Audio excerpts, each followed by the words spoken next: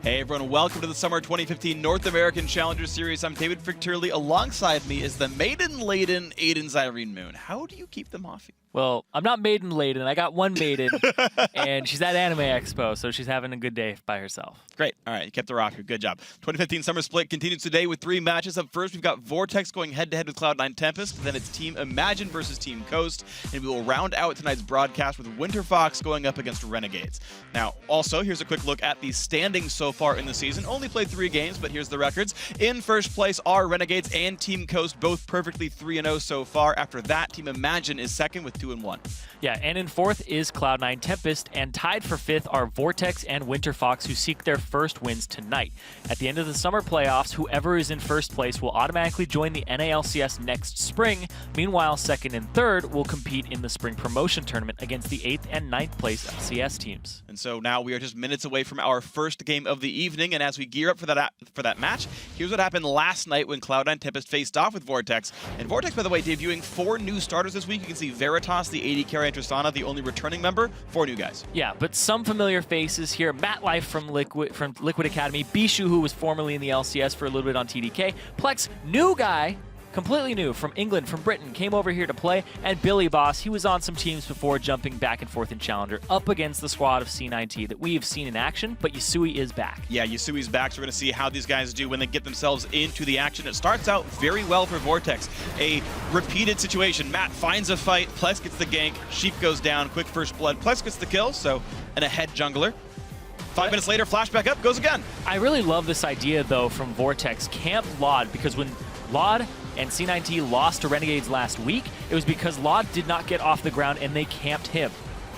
This time around, though, it's still going pretty well. You know, Laud did get an assist there. He's got 100 CS. He's still getting off the ground, but Vortex start this game off 4-2, then 6-3, and this is the first of the big oversteps by Vortex. They go for solo. He flashes the wall, and here it's just tricky. Yeah, Solo, he's actually going to get out of this situation. Veritas turns around. He had flash. He had his ultimate up to interrupt this, but then Matt Life is on the other side to try and receive this kill. You can see Vortex up 3,000 gold. They're willing to take these fights, but Matt, he goes down just by the edge. Yeah, Bishu and Billy Boss both not in the fight, so the hard dive really not working. It gives the first Baron to C9T. Afterwards, Dragon 4 comes in and same situation. Yeah, but gold is almost even now. C9T actually got an advantage. Yasui gets blown up there by Bishu and Billy Boss, but it's still a situation that C9T are ahead in the lead, and now they have map pressure. Solo with a great TP with home guards to lock up Plex. Yeah, and just a few seconds ago, Matt had once again gotten picked off on Nuttles. He has 4 of his team's 5 deaths, and now Vortex just continue limping into fights. Billy Boss has no reason to be here. At best, he goes 1 for 1. At worst,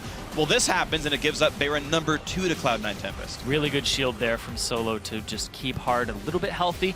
But once again, 3rd Baron of the game. 53 minutes in, Cloud9 Tempest 6K up.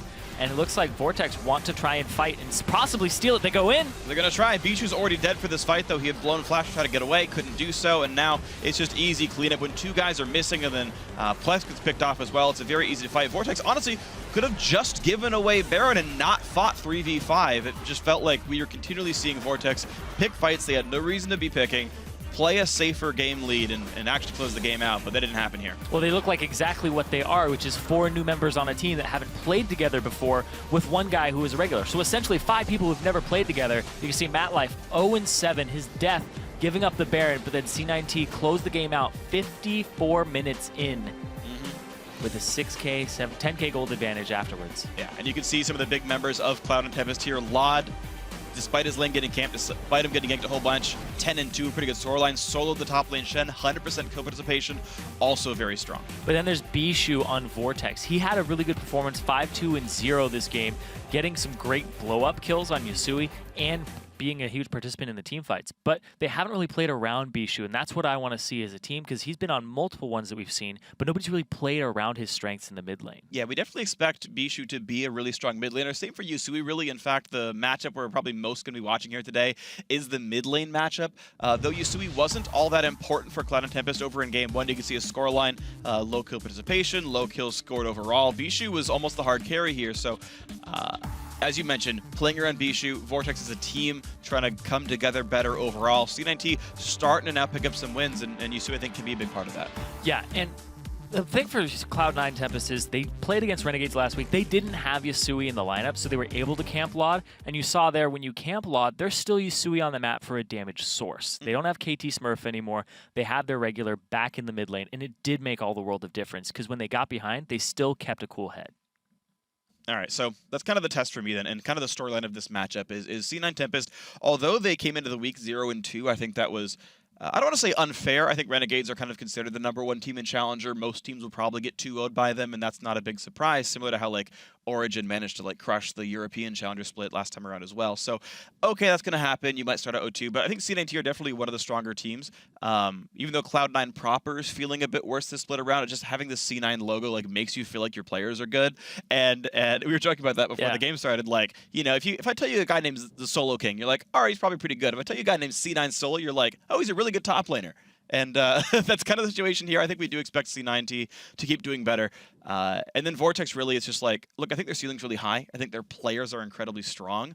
The problem is, how long will it take them to really become a team? How long will it take them to learn? Because they're 30% of the way through the split already. Yeah, and I'm always a little worried, too, when I see rosters that get jumbled up so quickly, is like, when is the next time that somebody on this roster is going to get moved around, or are they going to at least have that time to adjust to one another? Because that bot lane synergy, Veritas, we talked about, you need to play around Veritas, now you need to play around Bishu at the same time. Everybody else on the team, Billy Boss, he's very aggressive, but you can't have that many aggressive players on a team unless they're all exactly on the same page. You need people who are going to help these guys out. So Bishu, I expect him to go with something very carry-oriented in the mid. It might take some time to ramp up, but I want to see everybody else kind of facilitate Bishu getting to that mid-late game, but have some action around him. Yeah, we'll see if the action can happen well. We had already seen that Plex was a good ganker overall, so if he continues to make plays happen, then good for them. Rumble, Annie, Shen, pretty standard bans here so far. Sheep, actually, they're going to be the ones banning Alistar here for Cloud9 Tempest. Sheep had previously taken 3 Alistar bans onto himself. There's 2 champions as well I want to watch for here. This is 5.12, by the way. That means the mid lane Smite Ezreal is the new thing. Also, I've heard people say that Ryze actually got buffed in the 5.12 changes. Certainly changed a lot, but many consider him still very strong. Yeah, Ryze has more damage than he did before. He has more early access to it because you rank up Q now instead of W. And then the perma root almost comes. It's not completely gone. But well, the perma root is gone. Yeah, he can obviously root the perma root is gone. time. There's a gap between them now. Right, which is the important part. That was the goal of the changes. Yeah. So technically, the perma root is gone. The perma root is gone. He, of course, still casts spells by being Ryze. So Either way, we're going to see what happens here. Jungle ban 1 on Gragas means the first pick Rek'Sai comes through. C9T allowed that pinch to happen, so I'm curious to see what they think is important here. I think Sivir's a big one, and maybe Nautilus would make sense here with the... Okay, Maokai is the one. Well, especially with Kalista off the table, you definitely want to pick up Sivir as soon as possible. Yeah. I like the actual ban here of Shen from Vortex because they don't really know how to deal with it if it's in Solo's hands with the top lane champions they have. All right, so then Billy Boss going to be able to pick into the Maokai matchup. Really, the only top laner bans were the Shen and Rumble. We know that Maokai's a safe top laner. Many teams happy to blind pick him, and we'll see if the matchup can eventually get pushed around. I don't know if that's likely, but just maybe. Plex, once again, on his happy Rek'Sai, the second game we're seeing of this Vortex lineup.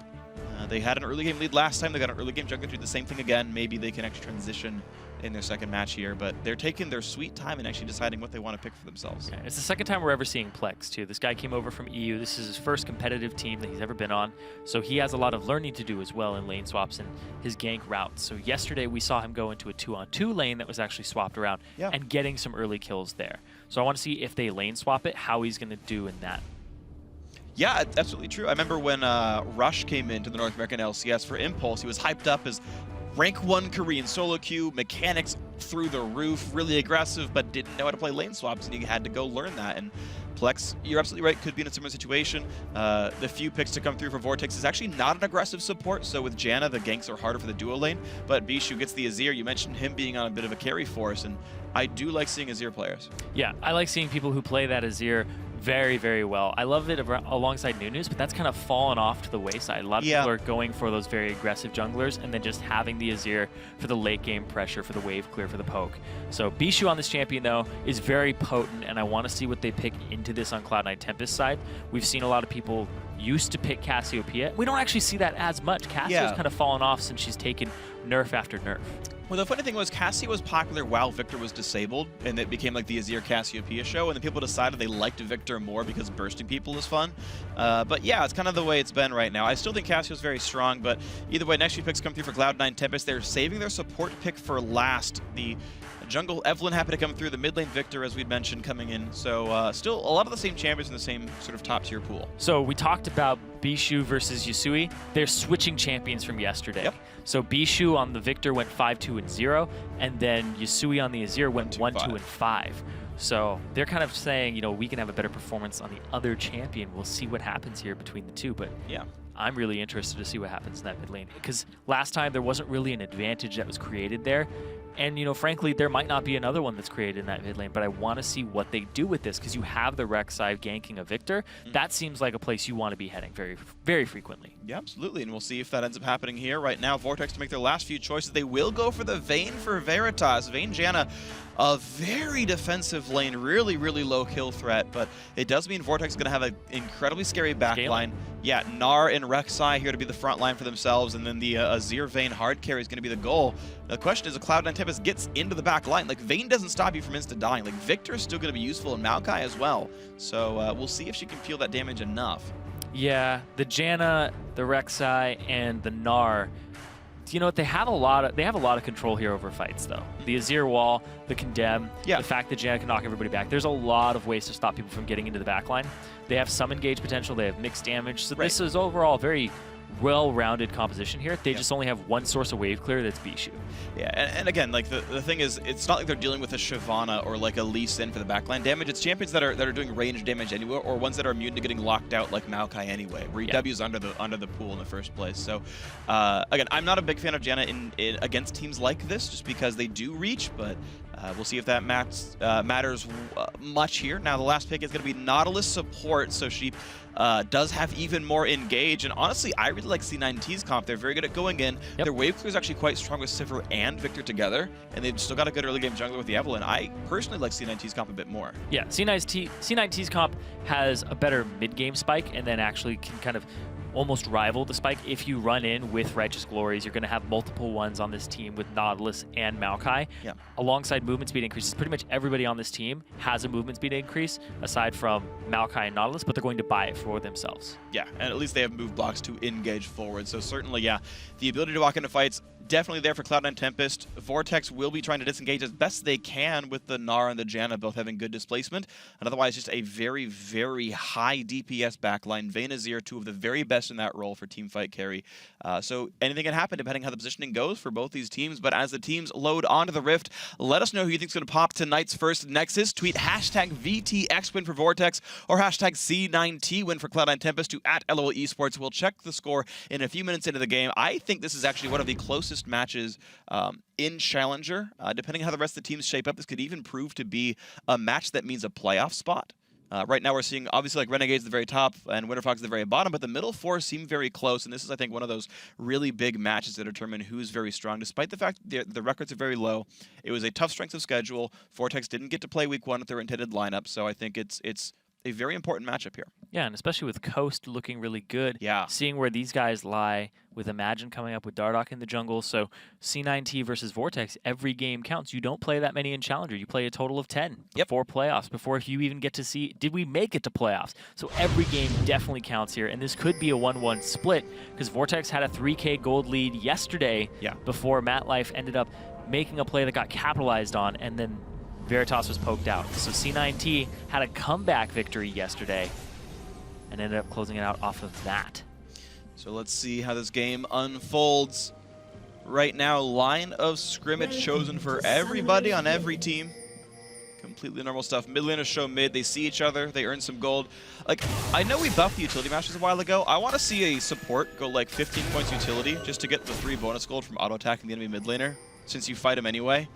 It's like acquire the dollars. I'm not saying it's good, but I just want to see it once. It's almost like back when jungle enchants were free, going poacher's knife just to kill like 1 or 2 camps and then selling it for another enchant. That's right, yeah. It's like, oh yeah, I got 20 extra gold.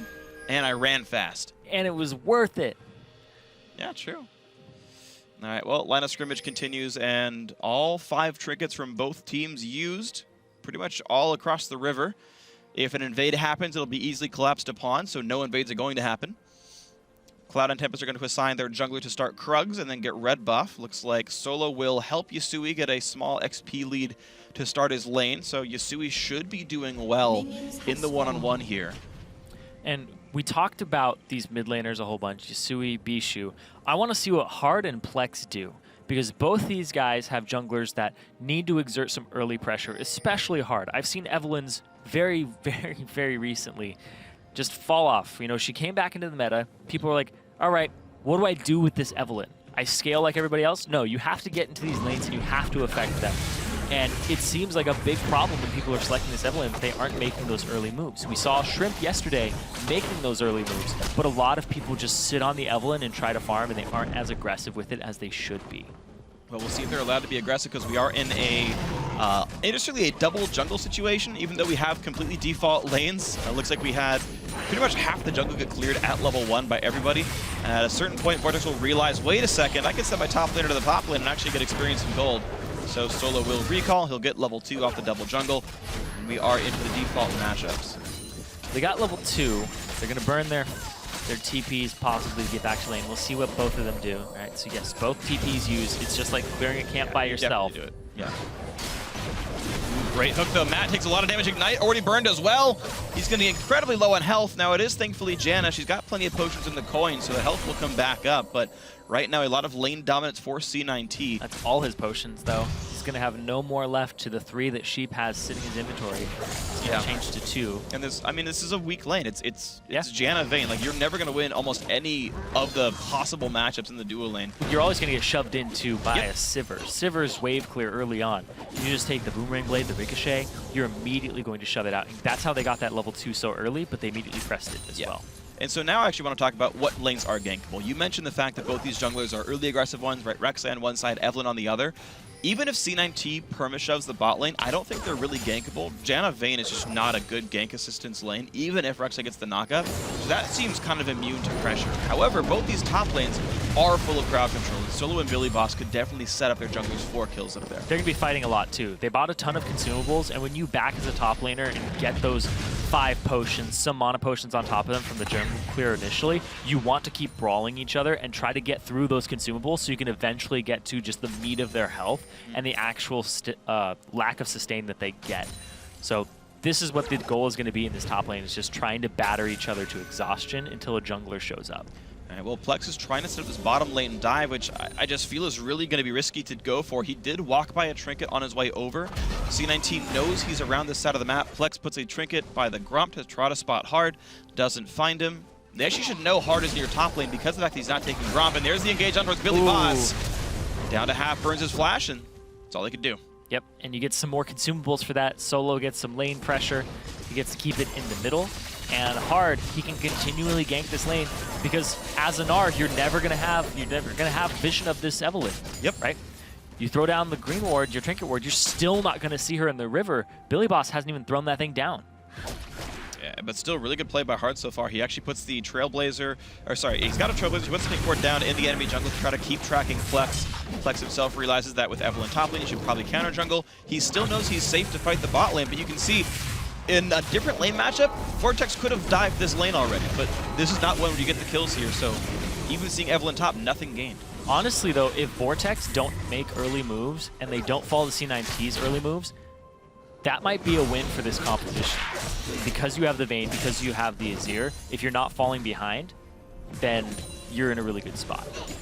Yeah, I mean, there is some decent scaling here. I'm not sure it's necessarily much better, but it's definitely not horrible. So we'll see. No things happen, yeah. It's the situation where you don't have to make early game moves. So if nothing happens, you're okay. But because you're not reliant on them. It's not like, oh god, nothing happened early. Our guys are going to get outscaled. Yeah. Something's not going to happen to us. And if you do get an early move, it's kind of a gift.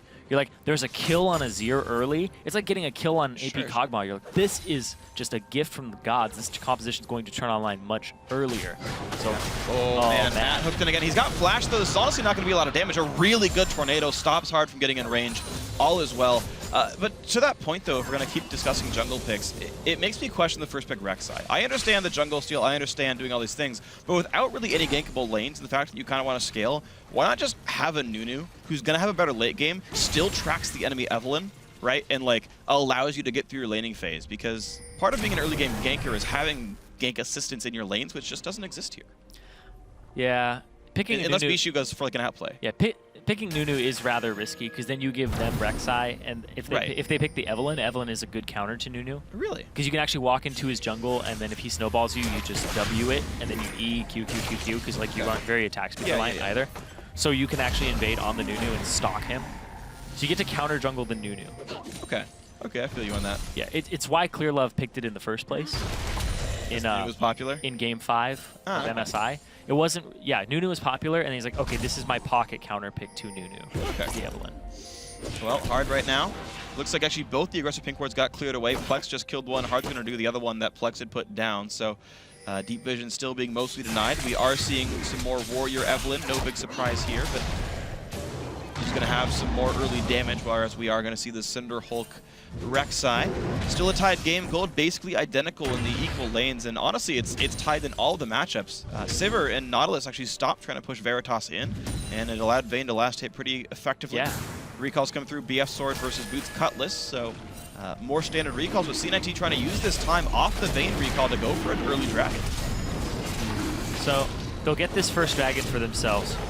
Good on them, because yesterday their dragon control during the early game was actually very rough. They gave up 4 dragons. They stole one that stopped the 5th dragon very early on, and then they ended up getting 2 more dragons to their name. So the total dragon count at the end of yesterday's game was 4-3, but it could have been 5 very easily for Vortex early on. So C9T recognized that. Plex likes to gravitate towards that as an objective, and they take it very early on. It's a good move there.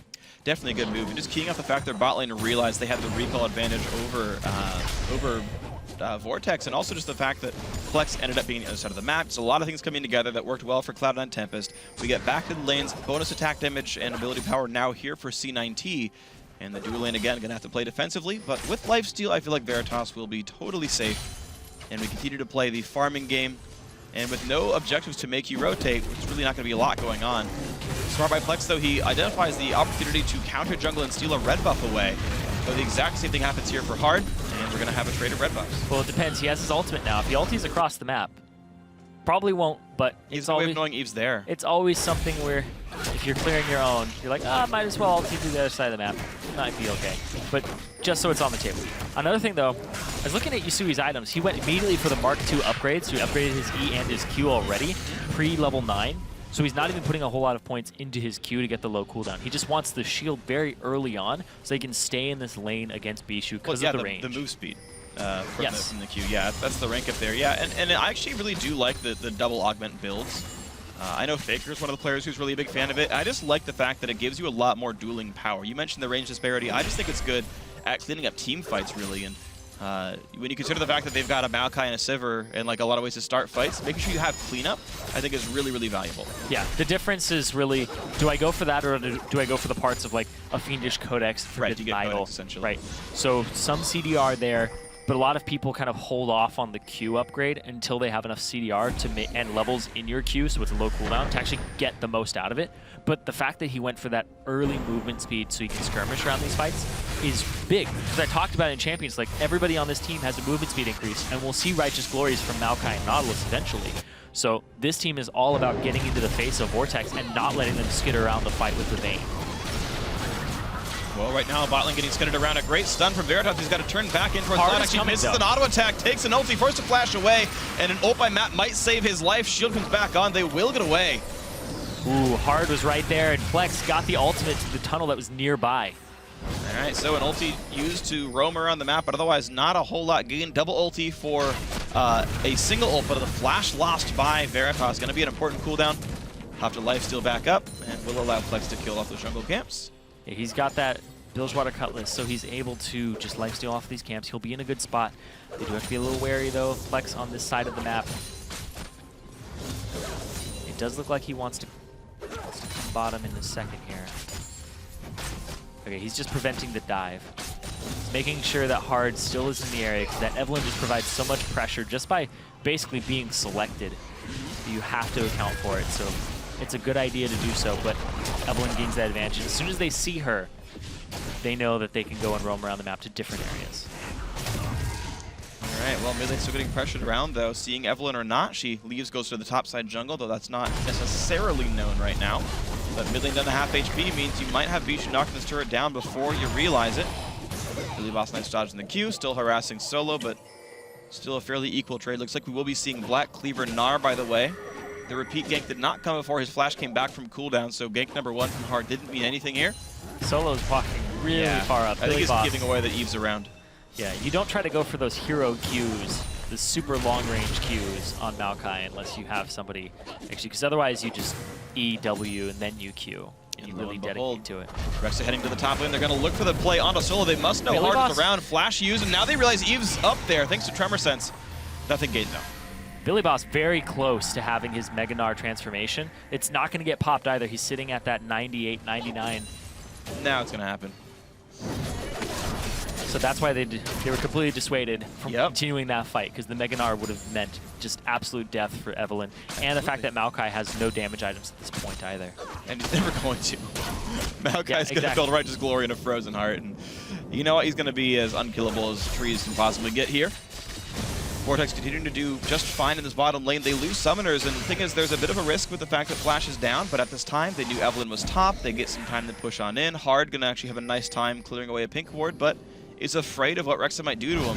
Yeah, it's not a... Oh. Wow, great hook on a Matt. He's gonna have to ult himself. Can't even do it in time. Oh, just barely. And meanwhile, a fight in the top lane. Double ulti from Hard. They go towards Plexus. Rek'Sai very low on health, forced to flash the wall. But Bishu's gonna come in just before Yasui. Doesn't matter though, as the kill comes through. Solo picks up the kill onto Billy Boss. Plex trying to run. He's healing himself. Hard is out of mana. And a Q here might not even kill him. Oh, it does just barely. Kill goes through. Bishu also forced out by Yasui. Big advantage, Cloud9 Tempest. Oh man, huge advantage there. 2 kills going over fairly quickly, and in the bottom lane, they pushed out Matt, so it's Veritas all by himself there. There's the TP, they want to go for this. The flash auto attack into the hook. Veritas has nowhere to go, will not get the kill on Nautilus, needed to condemn, and another auto attack to kill him. Wasn't going to happen. Bot lane outer's going to go down, top lane outer got killed as well, and Cloud9 Tempest have now crushed the early game. Yep, this bottom lane turret going down to lot as well. Right there. Oh, man, yeah. There he goes. Like a lot of turret shots, but there's no follow-up, so who cares? He's going to back anyway. Yeah, immediately capitalization there from C9T. Now I want to see how that fight actually started off in the topside jungle. So we were looking down bottom, we saw the hook go through, but those kills that ended up going going over very important here. Black Cleaver completed on Billy Boss, but I don't know, it might be too little too late. He'll have some split pushing threat, but it now looks like Solo and this team is just ready to start grouping up and forcing things. Here we go. The top lane fight. Billy Boss, no rage bar right now. And FLICKR actually misses the unburrow under Solo as well. Yep, he didn't get the knockup. Gets it there, but then he has to flash away, and Bishu already rather low mana. FLICKR turned around as well for a second. That was unnecessary. He gave Hard a couple of those Qs. Yeah, they just came out on top of that. That was pretty much the warrior enchant from Evelynn being very prevalent in that fight. She was not focused either. Solo absorbed a lot of damage there because he's the first person they opened on. You E, you Q that, you use all of your abilities. Yep. And then when the Evelynn shows up, you don't have anything left to kill her. Absolutely not. And you can see now that, especially if Evelynn keeps fighting in the top lane here up against C9T, Solo, okay, it's actually pretty nice though. Vortex are going to get themselves a dragon off of convenient recall timings. Lod was chunked low, had to defend minions under his turret. But Solo's already got a ton of armor right now, so Billy Boss and Plex going to have an even harder time getting rid of that already tanky Maokai. Yeah, Billy Boss, he does have the Black Cleaver. Like I said, it might be a little too late for that. He does have the split push threat because of it, and he'll be able to train down Solo. But keeping his distance and playing it correctly is going to be big. But they have to have eyes on Hard when he wants to pull those types of moves off. And honestly, I feel like Vortex, Billy Boss be better off going for Hex Drinker anyway. Like, he's not really amplifying physical damage from his team. Vayne's got enough true damage to be fine regardless. And just being a tank and having tanky items to me just is more important. But if he wants to have the split push power, if he wants to have the split push threat, then maybe this works out for him. He can cut through some of the armor that's been bought. Sheep revealing that he's in the Raptor camp by killing off a Rek'Sai tunnel. And we'll see what's next for They're wrapping around Billy Boss. There's 3 people in this bot side. No wards bottom lane at all. Oh. Wow, easy knock. He's going to flash, but why even bother? There's no chance he lives. Pops a summoner for nothing. 4-0 Cloud9 Tempest. Bot lane easily pushed in. Vayne's not going to get a push over Solo either. It's not good. Yeah, just thinking about the possible options there. He had flash. He used his E. He used his E very early on, and Sheep chose pretty much the best option there. It was just to ulti him, just a point and click. Point and click him, make sure he goes down. There's no shame in using cooldowns. No other team fights to be had. Dragon's off the map anyway. Veritas is going to get some time pushing here, but good luck dealing with Solo, who's going to clear the wave. Chunks damage actually pretty well, so maybe round 2 goes a bit better for Vayne, but right now, big turret lead, big kill lead, everything for Cloud9 Tempest. Yeah, 2 turrets from the bottom lane, and they're looking for this one in the mid lane for their 4th turret of the game. Bishu, though, he has blue buff. He'll try to defend this. It's going to be extremely difficult, though. Well, wave clear going okay. Veritas once again on the split push. I think this is a good choice, though. They can use Gnar and Janna to keep turrets alive a bit better. Vayne is making progress here, so Vortex have the elements of clawing themselves back into the game. We'll see also if Billy Boss chooses to freeze. I think he should. There's nothing else for him to go for here. Just denying farm and clawing your way back in via minion gold could be totally fine, but Billy Boss is pushing. And even still, there's a ton of wards in that bottom jungle. Every time he pushes, he's open to getting ganked again. Yeah, and this team is just very good at training people down, trailing them down. A lot of movement speed increase. Oh, this Sivir just... Oh, yeah. Sivir, Evelynn's going to sneak around you. Just a lot of different options here. Despite it being a 5,000 gold lead, it's not completely over for Vortex. No, absolutely not. And it's close to turning. Oh, absolutely. You're absolutely right. Yeah, it's close to turning. Again, mid lane turret nearly dead. Bishu is one good way away from killing it. Top lane, similar situation. So there's about 1,500 gold waiting to be grabbed by Vortex to turn that quite a bit closer. Maybe that'll happen in the near future. Right now, though, Cloud9 Tempest solo did defend the bot lane wave easily. Bishu's still fairly weak in terms of items. He needs 1 or 2 to really start hurting people with these soldiers. Veritas will get this top turret fairly shortly, though. He's working on it, but this is a window of opportunity that C9T, if they're decisive, they can go ahead and actually dive this turret. Question is, can Matt and Bishu outplay the dive if it happens, or are they just going to back off? Right now, it's going to be 5 people. You already have Maokai coming up with Righteous Glory as well. 2,000 health, or 2,000. They're going to dive this. All All right, they're looking for it, but Vortex is doing a good job of saying, don't you even dare. Oh. Billy Boss with the teleport. They do burn that TP summoner, and that will be down for the next dragon, but Vortex defend the dive. They got top lane pushed a little bit more, and they pulled Vayne in. But Sheep? Oh! Just misses it, and now he's overextended. The hard dive comes through. He's going to ult, but go down. A 1 for 0. Vortex gets one on the map, but look at the burst damage coming out of Yasui. The chase down is here. Billy Boss nearly dies with the Chaos Storm, but will get away. Solo goes for the root. Veritas now in a bad spot. The flash follow. Good chase by Hard. Bishu one hit from dead. A 3 for 1. Massive lead for Cloud9 Tempest. They didn't even have to dive. All they had to do was just get Sheep to bait them with his body, and I guess it worked. So C9T, they only lose one member, but they pick up more turrets for their troubles, 2 down the mid lane, and they don't even lose their mid lane turret just yet. And you saw Vortex punished for the lack of tank stats. Billy Boss was never able to become Mega Gnar, use his ulti to be a useful champion in this fight. Sheep barely misses, and you can watch this fight again. They kill him, but who cares? The burst here, though, is huge. Just Victor laser, Victor ultimate, 1 kill, Plex already super close to being dead, and Billy Boss is out of the fight. He can't contribute anymore. Just a lot of AoE wombo there, and this is not a team that you want to fight this early on their own terms when everybody is grouped up. Yeah, absolutely. So Bishu, he had 2,000 gold in his inventory when that fight happened. He picked up a needlessly large rod that probably would have been a bit helpful for his team in that one. Vortex, honestly, they just, to me, really feel uncoordinated. Billy Boss's items feel solo QE. Hexdrinker and a Giant's Belt would have made him survive Yasui's burst and actually maybe get a Mega Gnar out. Like, it's just not his role in the team to be a split pusher. They have a Vayne. Who cares what kind of damage Gnar has? It's just, it's useless to me. And C9T otherwise, I think, playing largely well. Solo, just being a tank, he's there to engage. Hard takes it upon himself to go for a locket because Sheep's getting a face of the mountain, so they're stacking the shields very early on. Like, just even itemization-wise, C9T looks so much sharper. Yeah, it's a play style thing. Coming from solo queue, you want to carry from the top lane. You want that Black Cleaver. You want to get the Frozen Mallet for yourself. You want to get all these items that allow you to just solo queue, solo push. Yeah, sure. And it's actually refreshing to see somebody whose name used to be the Solo King go for a team-oriented build on C9T's side. So obviously, he's gotten some training, he's gotten some coaching since his Zenith days too. You don't have to kill the enemy top laner. Your team will help you do that. And it happened when Hard came to the top lane over and over again. Gank assistance and good gank plays by Hard. The kill leader on the team, this Evelyn, definitely having a great game so far. Billy Boss tried to do some split pushing. He's going to get some damage on a Solo who pops Righteous Glory to keep chasing. Victor's coming up, but Victor will be there after Janna. Oh, man. So Matt is here to force Solo away, and he will survive. Yusui will go back to the mid lane to defend, but C9T now trying to keep all the lanes pushed. Mid got pushed, and you can see that Vortex kind of just reacting to top and bot lane. Man, look at Bishu's damage. At this point, Bishu's at the point he should be. He hasn't died. He's the only person on his team who hasn't died. He has the highest CS on his team. And when I talk about playing around a player like Bishu, who has the potential to carry, it's always very frustrating to watch Bishu play and be like, his team isn't tanking for him. His team isn't really in the position to facilitate how he wants to deal his damage or be a frontline, or even survive long enough with item builds to be a frontline. So when you see a player like Bishu, you're like, this guy could succeed. And then seeing this type of thing happen, it's always very frustrating. And it happened as well when he was on the sub-squad, very uncoordinated.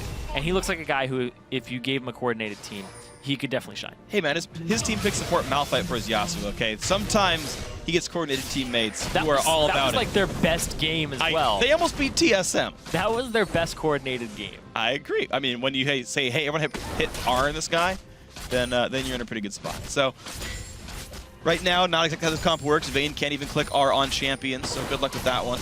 Rek'Sai the same actually, so not that kind of coordination. It doesn't help you when you run away, Solo. Yeah, he bopped it anyway, and Solo is about 5 hits away from being killed. One more set of hits will do it.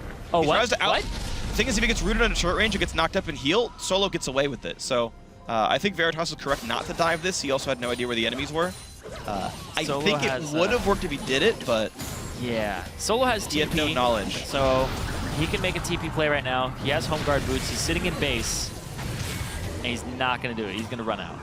All right, just walk into the lane. Looks like Vayne won't push fast enough to stop him anyway. Yeah, and they already have Victor coming down, so if Vayne stays there, you're just going to see Yasui cutting it off. So as soon as he checks the wave and it's like he's not there, time to go back to mid and shove it out. Absolutely smart play by the C9 members, playing the map quite well. Lod still pushing in, gets just another Sivir game. He's basically not played it 2 or 3 times in the he last. He hasn't really gotten it. It was banned, and then Kalista was left up. I remember during the play-ins, he had like 15 games straight of Sivir in his match history. And that was just over multiple teams, too. That was not just C9T, I believe. That's true. So, either way, though, life is looking pretty good for Lod. 1-0-4 for him, nearly to Phantom Dancer. I like the individual crit-focused build for him, but 6,000 gold lead for Cloud9 Tempest. The second Dragon was basically an afterthought. It was very easily grabbed by those players. Map control just theirs and remains this way. And come to think of it, and thank you for reminding me of this, is the fact that when they were playing so many Sivir compositions, and it was just the press R and go, that's one of C9T's best strategies all throughout the qualifiers, was having a Sivir composition where they can run down and capitalize off of the team's mistakes and rotational errors, and they punish them. You've seen it this game where they will get turrets, then you mess up a mid-fight, they get 2 turrets for it, they run you down through the second turret. Really just punishing play here from C9T, and they try to force the issue with Hard on this Evelynn, because he's going to show up in places that you weren't expecting him to be. Well, how about Billy Bob expecting these guys to be here? Great ult stuns too. The W does the same, but Hard still on the chase. Nothing else picked up. All right. Well, good outplay by Billy Boss to get himself away, but C9T is still massively in control. You can see the ward situations as well. Baron's on the table, and if you look at the vision, there's a few defensive wards by Vortex, but nothing that's going to spot an actual Baron attempt. They do have Scrying Orb. He's in range. So if he ends up using that, he has to be like he doesn't have Scrying Orb. He used it on Raptors just now. So that's awkward. So he doesn't have Scrying Orb. I mean, look at the ward control though. Like, there's nowhere that Vortex can go that's honestly safe. I feel like Veritas wants to go bottom to try and clear this wave, to try and continue his pattern. This can't be him. They need to send Billy Boss down there. I mean, like, I know it's awkward because Dragon's coming up pretty soon as well, so assigning people properly can be difficult. But you see C9T already has the right idea. Their teleport is bot lane because they realize Baron's probably more likely to happen with this kind of team composition. Oh yeah.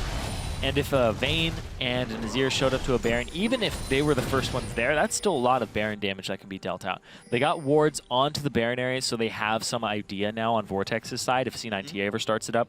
But Veritas is really bent on having to 1v1 solo, and Hard is recognizing that. And Cloud9 Tempest have already set this play up. They've got 2 pink wards in the jungle. They can see Matt trying to clear things out, but they know this Vayne is alone. Here comes the push, and then Solo ults a bit early, but lands the W. A lot of burst comes through, teleport in, and Veritas just gonna get himself killed. Hard goes and grabs it. Out goes the Evelynn. Clean and neat and easy. Billy Boss in the chase procs the Hyper, and the rest of his team is coming. Yasui's but here, though. So is Yasui. Billy Boss is Meganar. He has the ulti up. He lands the house for the slow, lands the W. Matt still on the chase, really trying to kill off this tank. Gravity field used by Yasui. Bishu does not dive this. They will get the kill onto the Maokai. Sivir still pushing around the other sides of the map. Lod will steal blue buff for this time. So all the action went to the AD carry in the bottom lane, and they TP'd to him. So that left Lod in the top lane, the other AD carry who's closest to Baron, but there's no action happening around the Baron. 10 seconds on Dragon, and this bottom lane turret very low. So Vortex, they have some things they can pick up here.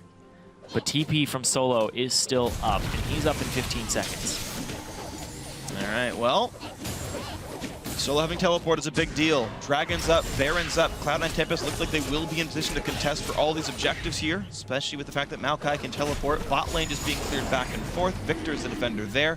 Sivir can take over mid. Top lane has to be ignored at this point because there's no reason to really be there. And Solo actually stays in the base in order to home guard TP to look for a flank.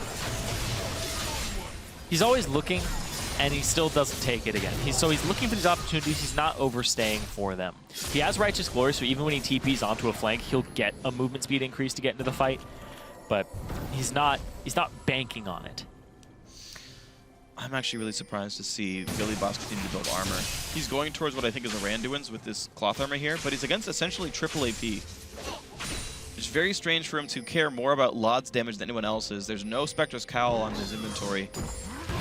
So this to me is a really big trend of the fact that Vortex needs a tank to hold on to Sivir and Victor's damage, and they just don't have it. Yeah. C9T gonna go ahead and take the Dragon now for themselves. Will be hard to contest. Plex has the ulti, but there's no tunnels around. There is one down to the river. He's gonna show up now by the red buff. but Dragon 3 already picked up by Cloud9 Tempest, not even difficult. The gold lead has remained 6,000 for the last 4 minutes, but they're gonna shove another mid, Dragon though. got picked up. They're going to shove mid. They're going to try to get this turret fairly quickly. Right. Billy Boss is down bottom. He might get a turret for himself as well because Yasui's actually running, but they're trying to go for the flank. All right, here we go. Gonna jump on in, and the Zeralt's gonna buy a bit of time, but Matt's gonna go down for his disengage. Solo in the top lane is just so damn durable, he won't go down. Lod kites away with heal. Veritas chasing with a flash of the wall, keeps him safe. Boomerang Blade takes a double kill, 3 for 0 already. Cloud9 Tempest already diving forward. Plex gonna go down thanks to good play by Yasui. The chase down from Victor, the second augment on the queue, and now Baron is on the table. Cloud9 Tempest 12-2 in kills. 29-minute Baron. And Billy Boss gets nothing for that. He doesn't even get the bottom turret. He doesn't stay bottom to kind of salvage all of that. And he didn't have a TP to even get to the fight in the first place. Overextension for the turret, immediately punished. I was talking about Sivir comps. This is exactly what they want to do, is flank. They want to get at your lower, just numbered teammates and go after that whole core of the fight. 3-on-5, they're 100% okay. 4-on-5, just go. Easy stuff. So you can watch that fight again. Vortex get the turret kill, and then in comes Cloud9 Tempest. They don't even have the Victor. It's a 4v4. Yeah, it's 4v4. They want to go after it, but they know that these are the squishy members. They don't have the peeling tank. They have Plex. They have Janna. Go after those members. Veritas like get them leaves out of Sheep there. up. Like he can at least get a kill, but they spent so much damage damaging Maokai. Yeah, everybody ends up fairly low except for 2 members. And if Billy Boss had been that fight, maybe it would have been a little different. It definitely would have been different. Unfortunately, we have yet to have a Mega Gnar ultimate in a team fight this game. His mechanics are fine. We see him hop around. We saw him with the escape from his demise when he got the 2-man ult and 2-man W, but actual team fighting once again being the bane of Vortex. The laning phase was fine. They went equal. They survived Evelynn ganks. They got to a mid game essentially, but it immediately crumbled afterwards. C9T looking to make it a 2-0 week and make themselves 2-2 overall. In the middle of the pack would be a good spot for Cloud9 Tempest. Top 4 make playoffs is all they really need to go for at this point in time. And they don't get to play Renegades again until playoffs. So Renegades played them without Yasui. The power looks a little different here because they don't just have Lod as a threat. They have Yasui that you have to pay attention to. You've seen him in these fights, even before these fights, poking people out and playing the role of just bursting and being that mage. So when you have a more rounded comp, when you have a more rounded teammate, it definitely helps out. So if they do make playoffs, Renegades is a team that they're going to have their sights set on that rematch with their full roster. We'll see how that rematch looks, because right now it is so far heading forward for C9 Tempest. They're looking to make this the 2-0 that they were seeking. 9,000 gold lead remains. The Baron buff siege working out pretty well. Wave clear is happening somewhat for Vortex. Bishu still has a lot of damage. 1-1-1 his scoreline. Do what he can to keep his turrets alive, and honestly, with that Janna shield, it's really not too hard, but here comes the hard dive. They're going to go for it right now with the Evelynn flank. They go in, they blow up Bishu. He was the important one. The barrier was still down at the time. Veritas able to kite back safely, but guess what? 2 kills already picked up. Veritas, not much left to do, and Hard will die to the Ignite, the support kill. The scoreline right now is Pi 3-1-4. C9T are going to have the room to now knock down a turret off the 2-for-1 trade. Exactly, 2-for-1 trade there, a lot blown. Solo's been having just a great series against Vortex. 100% co-participation yesterday on Shen. Shen banned out against him today, and now he's only missed out on 1 kill in this entire game, and his twisted advance timing has been really good. Let's watch this fight. Well, it's not going to be much of one. Lod will go down, but already the trade kill is Vayne drops, and Billy Boss also going to be an easy casualty here. Of course, Hard was gone, so maybe it was a chance to take the fight, but Bishu wasn't up and in the battle yet, so just a 3v4 for kind of no reason. Another 2-for-1 for C9T. They're getting farther ahead. 10,000 gold already. 3 dragons. At this point, Vortex don't have a whole lot of ways back in. They don't really have the stats to combat C9T. They'd have to rely on some outplays, but C9T are really just grouping up, and it's hard to outplay a death ball with all this movement speed that wants to go into you. Watch this, the dive underneath the wall. So Solo reaches the backline, Emperor's Divide, just those twisted advances all game long. He used one to dodge a Gnar ultimate earlier as well. This is the problem with a team composition that relies more on movement speed than the individual move blocks to get forward, right? If it's a Shyvana or you know, a Renekton or something, Janna's great. Janna stops from doing anything useful. But when the damage is coming out through the targeted root, untargetable Maokai, and a Victor ultimate, Janna just does not peel those champions. The backline reach continues to happen, and you just saw how quickly Bishu dies. Now the red buff will go through to Veritas, but C9T right about there. Top inhibitor's already dead. The Dragon's up at 30 seconds. You might as well get that before you siege again. I feel like there's no hard time for C9T. Instead, they're going to play for vision control. They're going to secure this bottom jungle, and they'll go back to the siege after the Dragon goes down.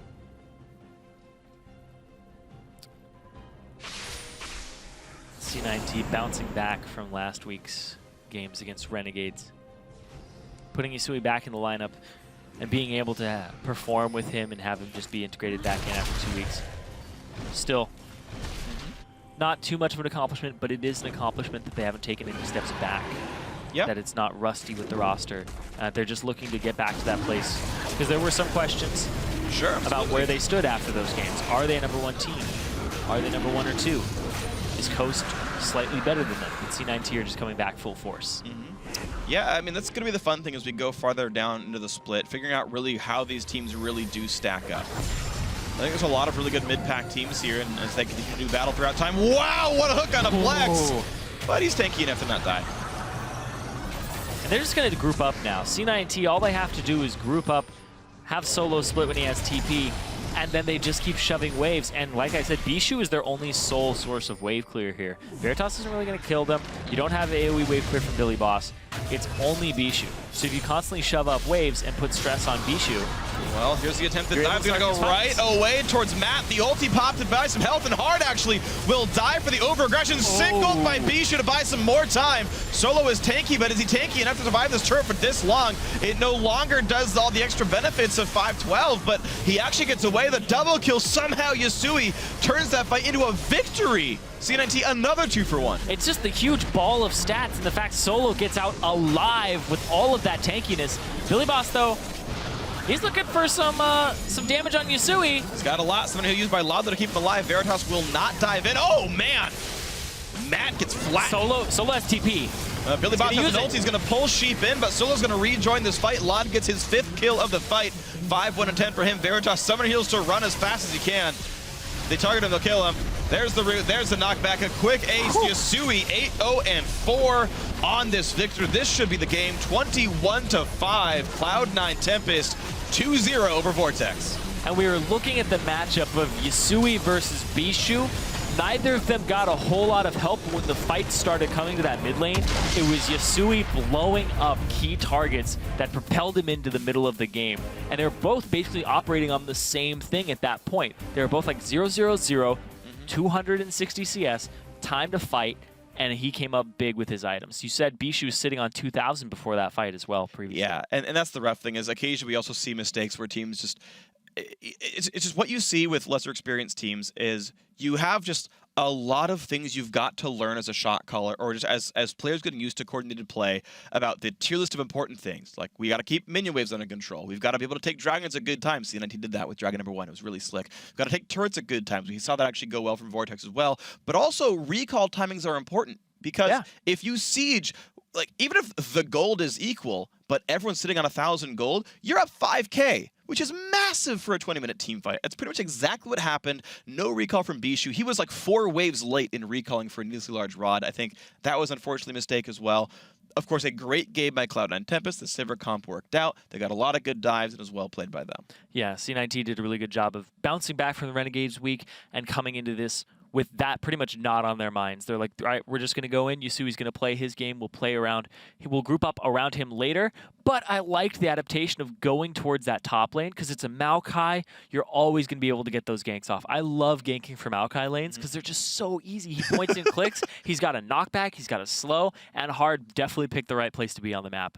All right, Solo's mechanics were not required, just had to press W, and it went well. But joining us to talk about that victory is Cloud9 Tempest AD carry Lod. Lod, man, congratulations on the win, dude. How's it feel to get that first 2-0 week? Feels really good. Now that we have Yasui back, you know, we feel like we're complete as a team again. So, yeah, it feels really good. What was the transition like coming, like, playing a week without him and getting him back? Did you practice with the other lineup for a little while? Like, you know, did it take time to readjust? Yeah, it's definitely taking time to readjust because we haven't been able to practice with him since like before our game versus CLGB. So it's taking a little bit of time to readjust, but it's going pretty good, I would say. Our scrims are just getting better and better every day. So you guys, you've been watching the Challenger Series, and there's all these new guys coming up. Who do you think is your biggest competition aside from Renegades? Definitely, I'd say Coast. Coast seems to play really, really well, and traditionally they've always had like a really, really good Challenger team. So we're definitely gonna have to look out for them. All right, so talk to me about the match you guys were in, though. You said Coast and Renegades, two of your bigger rivals, but Vortex looked very good in Game 1. They had a big lead against you guys. Did this match go in any way you, at all like you had expected? I think Game 1 was like a little off for us. They played really, really well early game, and we weren't really expecting to get so behind. We're kind of lucky that we were able to come back and just turtle really well and, steal a dragon and get back in the game. And I think Game 2 was a little more how we expected it to go. Like, we basically just didn't lose anything early game. We played aggressive early game as we usually do, and we were able to snowball it and win. Yeah, and you guys did a really good job. It was a great 2-0. Now, you mentioned Coast were one of your big rivals. Our next match tonight is actually Imagine versus Coast. How do you think that matchup's going to go? I have a feeling that Coast is probably going to win. Yeah. They're just better. Well, I'll say on that one. I don't know. I think Coast is a really good team, and I think Mash is probably like the best AD carry in the Cook series right now. Like, he's playing really, really well. He's playing on point. So he's better than than the whole team. Shrimp seems to be a really, really good jungle too. Like, he's adjusting to NA super well. So I'm stoked to see them play. Imagine did pick up a new roster though, so of course it'll be interesting to see how they do with their new pickups. So yeah. It's not the Coke series. I got you on Twitter for that one too. I'm sorry. The NACS, man. Challenger League. It's engraved into my brain. So you've been on a lot of Challenger Series teams. You were in it when it was back in the Coke League and all of that stuff. So it's NACS now, but you've been on a lot of teams. Why is Cloud9 Tempest the best one for you right now? What is the biggest difference that you've noticed? I don't know. It's really nice to be under Cloud9. Like, they're really supportive. Like, we have a really good coach with Bubba Dub, and yeah, basically just the environment is really good. Like, we're kept in check, we're not like just left alone. Like, on past teams that I've been on, like, the team is just left alone and it just becomes really, really troll, and like the atmosphere becomes like really bad really fast, and it's not like kept in check. But on this team, feels like, our management and our coach like pays good attention to our atmosphere and makes sure that we're kept in check. Well, it's good to hear, and you guys are, of course, playing really well, so good luck for the rest of your season, and we'll see you guys next week. Thanks, and thanks to the fans for supporting us, and thanks to Cloud9 for sponsoring us. Well, thanks for the interview as well. Yeah, thank you for the interview. And you're welcome, absolutely. Now, guys, we're going to take a quick break, but when we come back, it's time for our second matchup of the evening, and it's Team Imagine versus Team Coast. Don't go anywhere.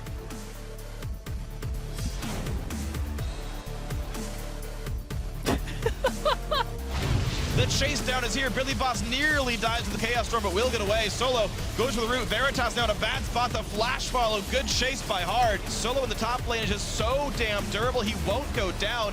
Lot kites away with heal. Veritas chasing with a flash. The ball keeps him safe. Will die for the over-aggression. Singled by Bishu to buy some more time. Solo is tanky, but is he tanky enough to survive this turret for this long?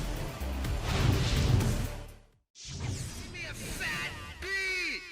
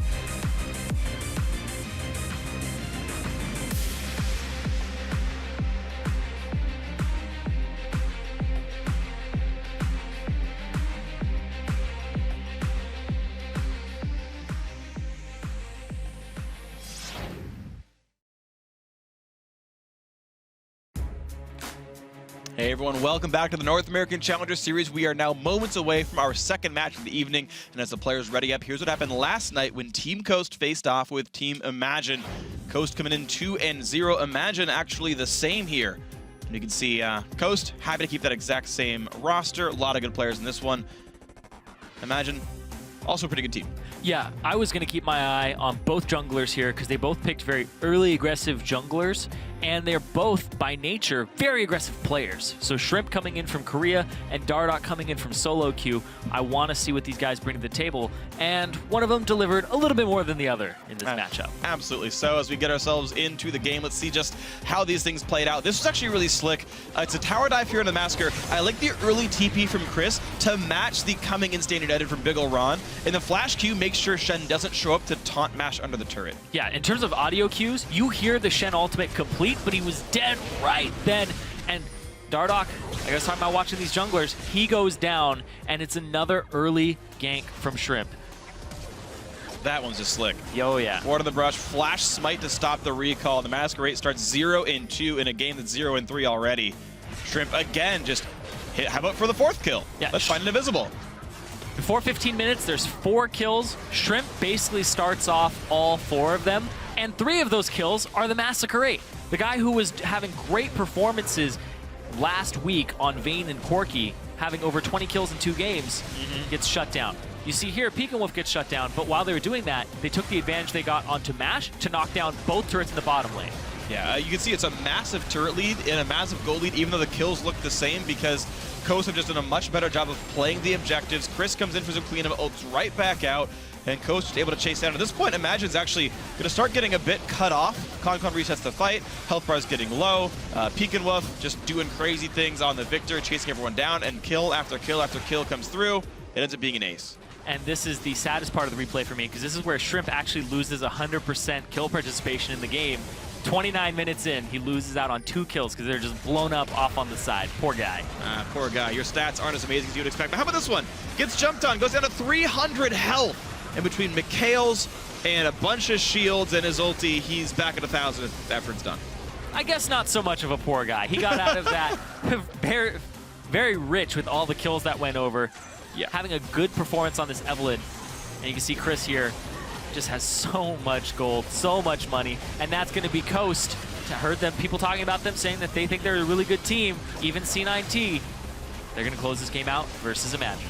31-minute victory, definitely a convincing one. 3-0 Team Coast. They definitely had a very weak season in the North American LCS, but they switched around a few players, and it definitely got a lot better for them. And we'll see if that trend continues for them. We can see Shrimp, of course, had that great game, 2-1-11, 13 of the 16 kills he was a part of, still managed to give away most of them to assists though. Mash, the beneficiary of many of these kills, you can see high CS and a lot of turret kills actually was specifically Mash's forte here. It was all about the turret kills for him. As we saw Peek and Wolf go down in the mid lane, they got 2 turrets in the bottom lane, opened up that inhibitor, and they were able to power through it. But the person I want to watch on the losing team is actually Wolfie, because he was 2-1-4, 100% kill participation on the Xerath. He also did 42% of his team's damage, but he also needs to step up. Wolfie's a guy who plays those long-range mages, but they're kind of beneficiaries of the team. Yeah.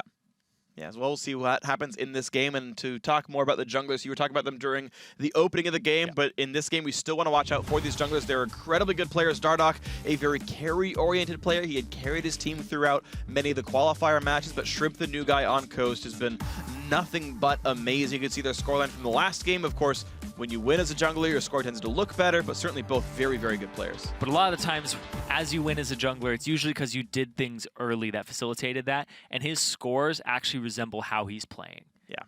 So Shrimp, I mean, I actually was like, I got to go do some research on this guy. I got to find out more about him.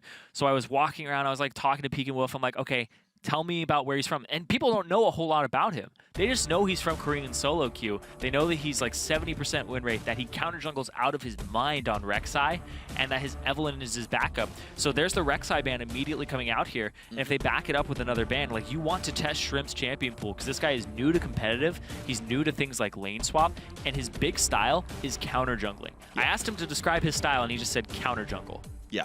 That's it. He likes to control the game. He's not a jungler who wants to scale and sit on his hands. He's very team-oriented, which is surprising for a solo queue jungler. Yeah, and at risk of overhyping him, this is the first player I've seen that excited me this much since, like, Diamond, way back when Gambit first showed up and was, like, the best team in Europe, because, like, out of nowhere, this guy starts doing things in the jungle that you're not ready for or expecting. And you can couch it and say, well, it's in the Challenger Series, his opponents are less good, but this is the first performance like this I have seen in a very long time. The player excites me a lot to watch. Team Coast, I think, are very blessed to have him on the roster, and we'll see what more he can do. You're seeing the Ezreal ban. Not only is it like Wolfie's main, but it's 512. The Smite Ezreal's, of course, very good here as the 6 bans have come through. He was playing it before it was cool in the mid lane with Smite, so definitely going to have that banned against Wolfie as long as AP Ezreal mid with Smite is pretty much relevant.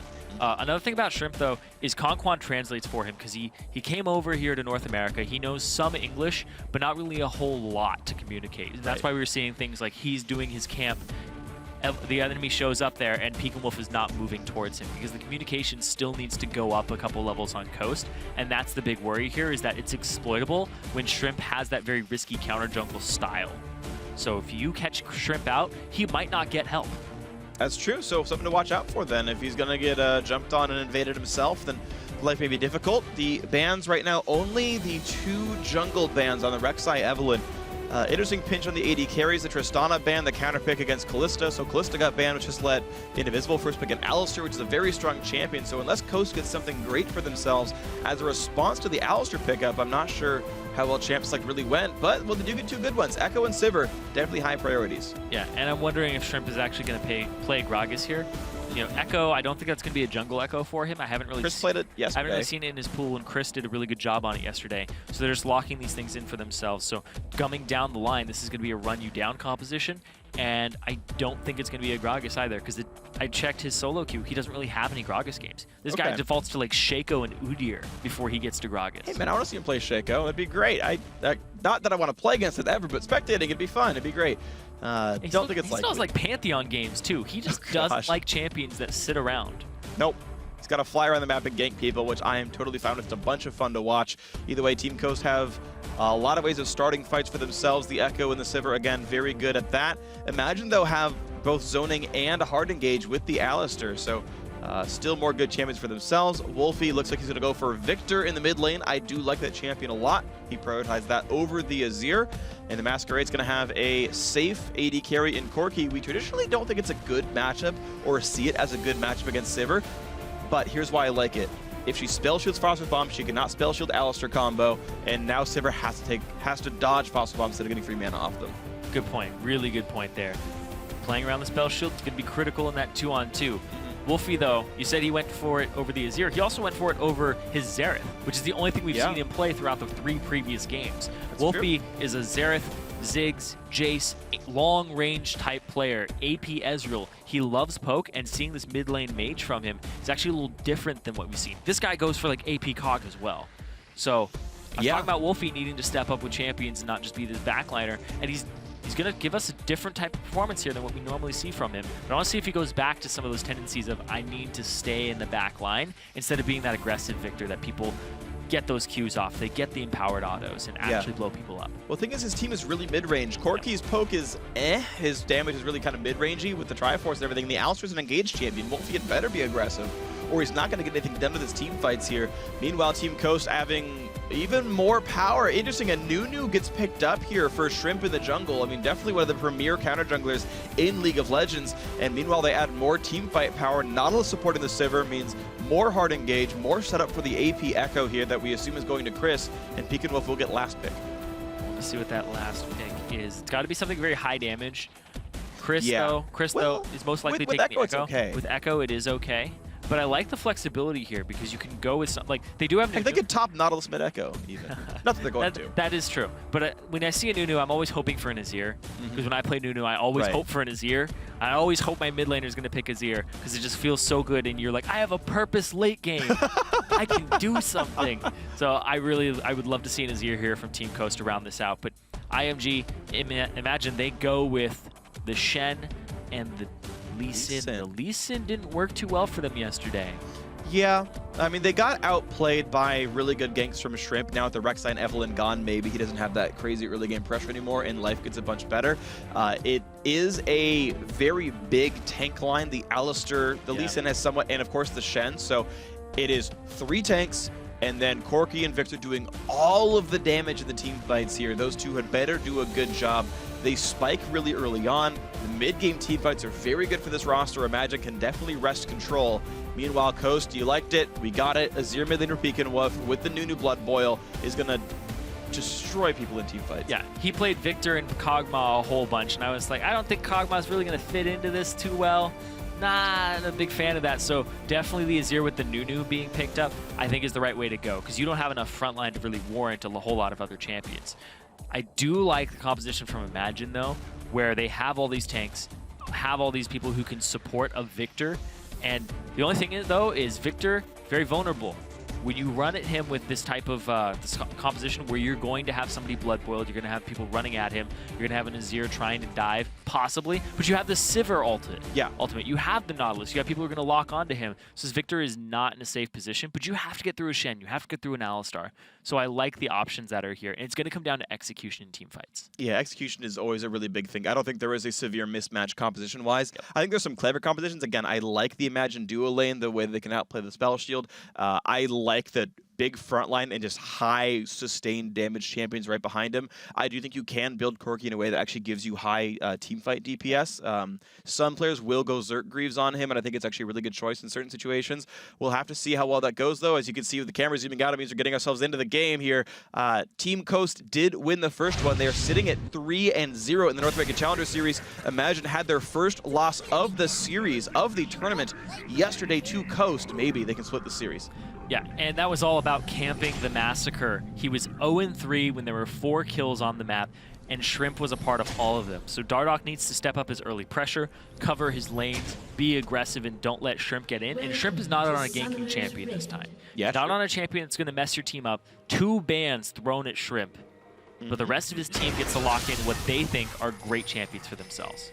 And honestly, Coast have a very good lineup. You look down the line, and you look at that, and you're like, yeah, okay, there were probably some jungle bans, and Chris just picked something that players seem to like sometimes. Mash and Massacre basically hugging down to this brush in the mid lane, or in the bot lane, rather, and they're just going to chill for a bit. 30 seconds until minions spawn. I don't think Massacre knows. Mash obviously does. He was so close. Oh, he's going to get it. 10 gold. Wow, Mash was like ready for that. He's going to be fine. Like, I mean, Massacre got some damage, but who cares? He got some gold. This is why you run Exhaust Ignite on every AD carry, bro. He would have killed him. Exhaust Ignite. Oh, man. Would have died, I'm just saying. Or would he have just flashed away over the wall? Cooldowns are shorter on Exhaust Ignite, so we just get it back up. And then he'd all in again in 3.5 minutes. Outplayed. Boom. Got it. Free low. Makes sense. There's no disputing that. It's not like I need my flash for late game team fight positioning. He's Corki! Peel for me, team. He's Corki! Peel. He doesn't need it. Peel. You know what? I'm going to start playing Exhaust Ignite Corki from now on and see how it goes. Oh, man. I'll let you know. That's like, you know. When I reach Plat 1, I'll let you know. Prototype would always take Exhaust, Flash. You're just going to one-up it. You're like, these are the best summoner spells for killing people and split pushing. Oh, this is cute, actually. Peek and Wolf helps Chris go through the early camp. Of course, really no time lost by the Azir. A couple hundred damage dealt to the camp. And Chris will have a slightly faster road to the top lane. Big ol' Ron does not go for camp himself. Shen fairly slow at that, so yeah, just walks to the lane. But it will mean a small advantage for Chris. Mid lane matchup, pretty close to equal. Duo lanes took the jungle camps themselves. I think Alistar Corki are really, really good duo lane with that kind of stuff. Yeah. And oh, Indivisible hits a pulverize that wasn't going to hit anything. Nash already level 2. Trying to just push this advantage as much as possible. Massacre still a little bit of a ways away. Conquan will hit 2 in this wave, and then they have all the pressure. I think it's next wave back. Oh, no, it isn't. No, he gets it right here.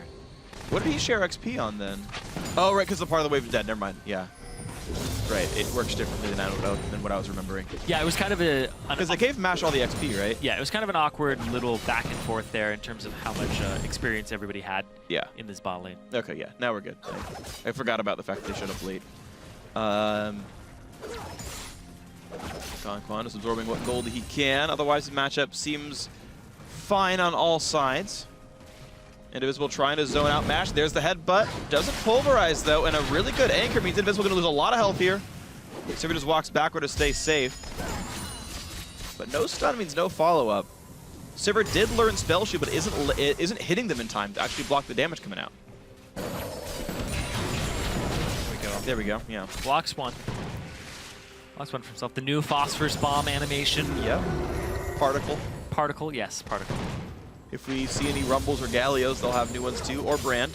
Little Sand Soldier timers and Spectator as well. No impairment. Above Azir Soldier's head. Yeah, the exclamation point for... Well, you'll see a little blue bar above them sometimes. Are you sure? Really? Yeah, sometimes. I didn't know that was a thing. I didn't know they even had a bar. I think they have an exclamation point when they're about to time out. All right. Well, again, good spell shield by Sivir. Someone just said only the first soldier has a health bar over it. The rest don't. Only the first one. No, that makes me so forever. sad. It has the timer too. Like, it looks so good. I would expect it to be noisy. I don't see why we really need it. It is noisy. Yeah. All right. Doesn't really need a health bar. It just needs a timer bar. All right. Chris, small lead against Big Ol' Ron, has plenty of potions. That is 5 health, 2 mana, so not leaving lane anytime soon. Yeah. 8 minion lead while being pushed in. Some couple of wards come down from Shrimp. Dardoch will get spotted if he goes up for... Shrimp's going straight top. He's just going to walk through the ward. He doesn't care about it. Oh, there we go. He cares about it. He knows he can't get the gank. Okay. I mean, it is Nunu, so... Yeah, I mean, you'd need, like, the most amazing parallel convergence from Chris, but Dardoch is going to show up mid lane. He's on top of a ward, though, so Peek and Wolf not going to be reachable. Without a really good ward hop into a Q, but even that won't be enough damage. Shrimp's a little sad. There's nothing in that jungle to take for him. He could get the Gromp, but there's the Spirit following him around at all times. There's something about Korean junglers and running into this Wolf Spirit. I remember Rush in his first week in LCS. Oh, yeah. Walking through a whole bunch of them. it doesn't like, go away. There we go. It has a timer for you. It was still there. More pings. They know where He's just Shrimp going to walk is. around and get the Gromp now. He's going to get it anyway. Lee Sin did not want to mess with him. Okay, he takes a camp. Dardoch is level 5. So badly. Oh, he's going to get it. Oh, man. Shrimp is down half a level, though. He is tracking Lee Sin somewhat, especially with that ping ward there, but Dardoch honestly is surviving the whole Nunu counter jungle annoyingness pretty darn well. Hasn't gotten any ganks off, to be fair, but the only really easily ganked lane is this bot lane here. I feel like Chris would be able to get away, especially with the shield against double melee. So Chris just playing hyper aggressive. He's up 14 CS here with 5 minutes still to kill. Oh, Dardoch's gonna go for some counter jungling of his own. Oh! Almost got it blind. Of course, this is always blind. But yes, almost got it with no with all fog of war. Oh, he needs that last Shrimp. one. Get that last one. Dodges the Q. Dardoch goes, all right. They're just wasting each other's time at this point. Yeah, pretty much. Which just feels like a better thing for Nunu, honestly. Oh, yeah. I think it was Odd One said that Nunu just really wants to make you as useless as he is. And then it's successful. And then he beats you with experience. Yeah. I have Blood Boil. This is the scale. Pretty much. If I'm a Nunu and I make it so the Lee Sin doesn't do anything early, it's kind of a win for me. If I make the Rek'Sai not do anything early, it's a win for me as well. So Nunu is just trying to make you useless. Now keep in mind, Blood Boil only gains 5% attack speed, 1% movement speed per level. Like, the rank up is crap anyway. Yeah. When it's like your most important skill in team fights, so... Well, I guess Absolute Zero is good, but... Chris is trying to fight Big Ol' Ron, pops the passive. I think he actually managed to dodge the second half of the Q as well by getting into the side of Chris, so... That was cute, but... The trade's still going quite well for the Coast top laner. Chris is sitting now only on 3 potions, so... After the buy for the Phoenix Codex is starting to get run out of Squibbles. That blue looks so juicy. Shrimp's got it in his sights. Pink Wolf's got to watch out, though. And he pulls Chris down, and the Shen just TP'd to the top lane, so he knows he's stuck under the turret wave clearing. Pink Wolf is getting pushed around a little bit, though. Q goes... Oh, Shrimp wanted it. Yep, he got it. He didn't even hand it to Chris. He smited. He said it's mine. I'm going to kill more wolves. Communication issues? No. No communication issue. He really wanted that blue. Hey, who wouldn't? I like blue buffs. on Nunu, I don't know why I ever even take them myself. His passive makes it so he has a free spell. Yeah, but now you get more spells.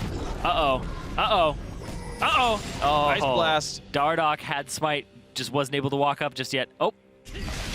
Nice Q. The Smite comes in as well. Shrimp is 6, but Dardoch is as well. Kick Flash would get Shrimp killed, but they don't. He could have kicked Flash Shrimp. What a pansy. Maybe he wouldn't have died. I don't know. But it would have looked cool. All right. And does he still get Scuttle for that too? Yeah. Yeah. Shrimp gets to Dardoch killed a second pink Scuttle ward though. afterwards. To be fair, Shrimp has spent 200 gold on pink wards and they both died. Yeah, that's true. He's wasted some of his time though, and that's all Nunu wants to do is just waste your time. Is it a waste of time to kill a pink ward though? That feels great. Well, it's 5 auto attacks you're not using to move towards the lane, so a little bit. He's not Callista. Auto attacks don't move. I know, exactly. You're not using that time to move towards the lane. He's getting his cooldown back for his W so he can safeguard over the wall and make up the time. Boom. Got him. Boom. If he's using his W for more attack speed to kill the ward, he's not using it to get over walls. You can use E and Q. It's fine. We actually saw, I think it was we saw Dardoch yesterday actually use his W to kill a ward faster, and that's when he got caught in the river. That's hilarious. Well, meanwhile, Dardoch was killing a pink ward top lane, using a lot of time, and now he's going to try to steal this. We got reset. Q's going to end. He's got consume smite now, so Shrimp will be able to kill this right here. Yup, Dragon number 1 goes to Coast. Not a chance, and Dardoch had enough of his time wasted. Chris again looking for a fight on FLICKR, who just dashes away. Not a problem here. 76 to 70. FLICKR now starting to split the lane pretty safely now. Oh, man.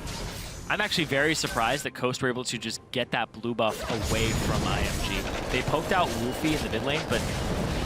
Oh, wow. He went forward! Wow, Indivisible forced, maybe not forced, but chose to flash just to make sure Mash and Conquan couldn't kill his AD carry, but... Yeah, it was possible if Conquan had used his ultimate there because Massacre would have had to blow some type of cooldown. Because he just valked forward, so we'll see. Oh, hard to get towards Mash. Foster Bomb hits as well. Indivisible pops the ult to just keep himself alive in this fight. Walks away safely, not much else gained. Mash can chug through pretty much the rest of his potions to get his health back up. There is still an ultimate on Conquan available. All summoner spells for this bot lane of Coast. No flash or ultimate on Indivisible. He's very catchable right now. Used both of his survivals pretty easily. Yeah. That was pretty much minimal effort there for Coast. Yeah, he flashed one to save Massacre, who didn't need it, and then the ult there was probably about right. You can see him still try to harass Mash right here. Keep in mind, though, Sivir can get burned down. She's out of potions. More counter jungle from the Nunu, 38 CS on him. The actual gold in those junglers is a 300 lead for Shrimp, so he's killing more important camps and is ahead of Dardoch.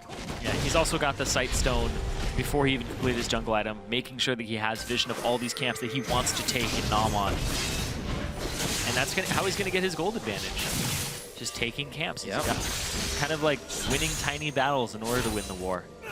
Tiny battles continue to go well. Chris, though, actually starting to lose tiny battles. The CS lead is, again, staying around that 5 or 6 mark, but he's getting repeatedly shoved out of lane by running out of mana and starting to run out of health as well. FLICKR has not had to leave his lane yet. He's happily able to use teleport to get back because standard edit is a thing.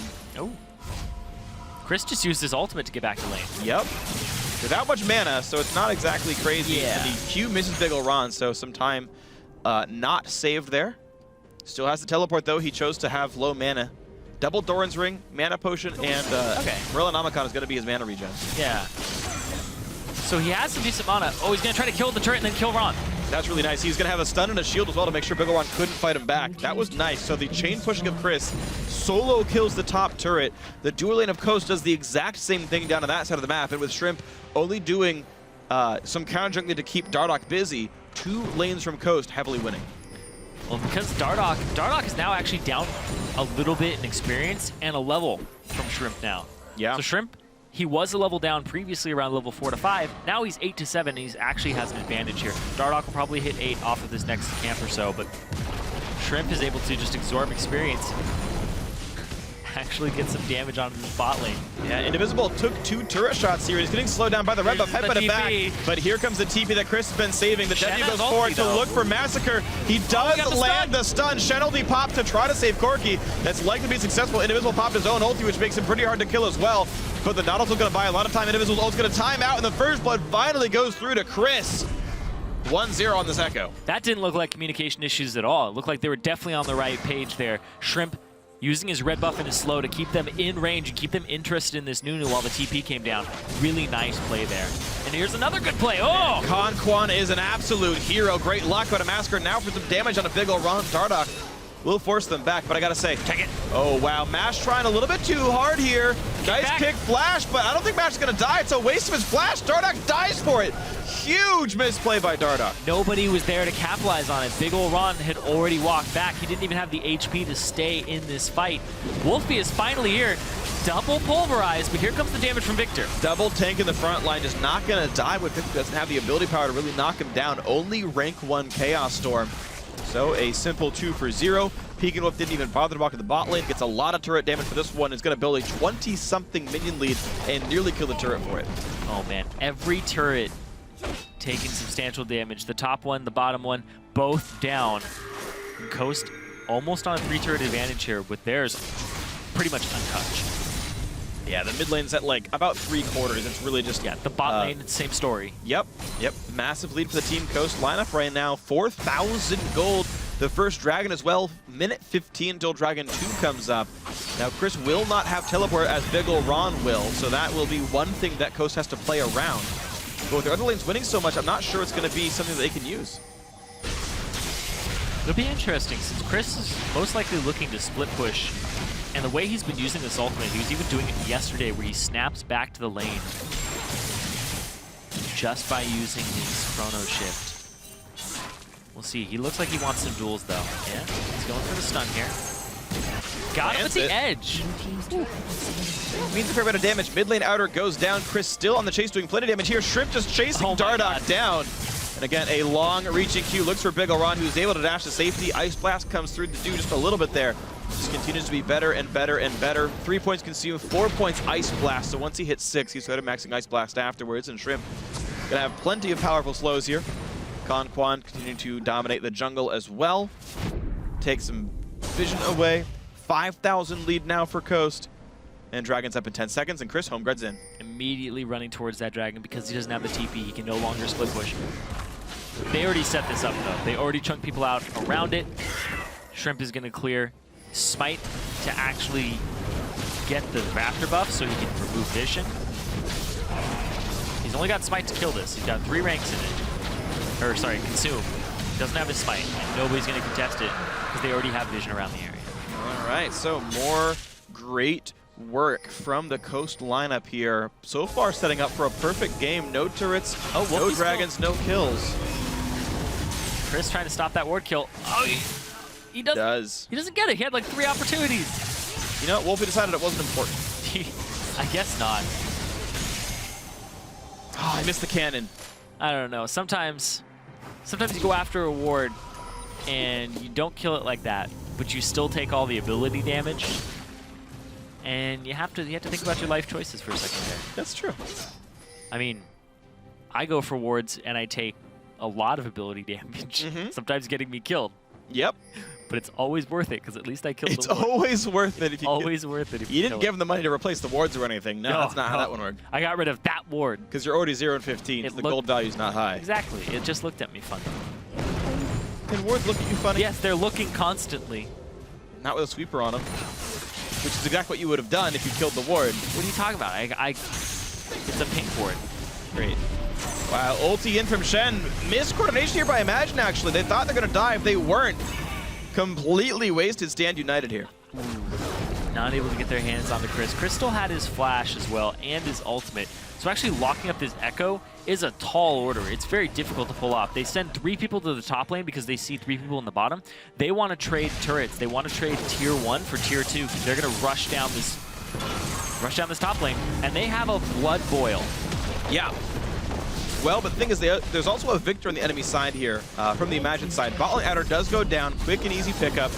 MASH pushing somewhat. Conquan's here, but watch this wave clear from Victor. Well, they have push mid as well, too. They're stopping the backs, they're pushing mid. That is strong. All right, Pekinwolf's going to do what he can here. Woofy is here. Big ol' Ron's there. Yeah, top lane gets easily wave cleared. Azir does have some time in the mid lane.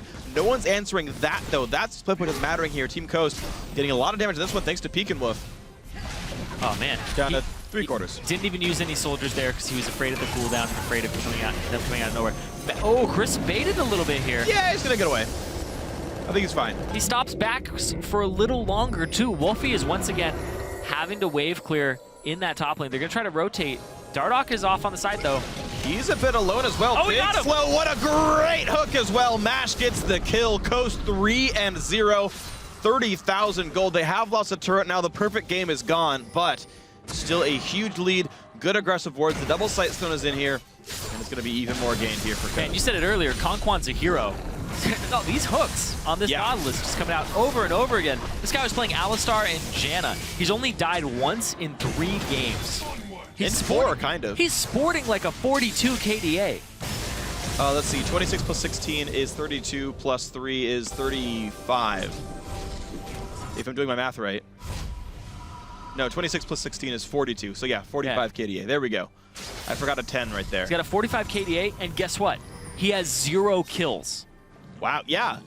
That's pretty much a perfect Alistar game. He has died once. He has 45 assists and 0 kills as a support. How much CS does he have?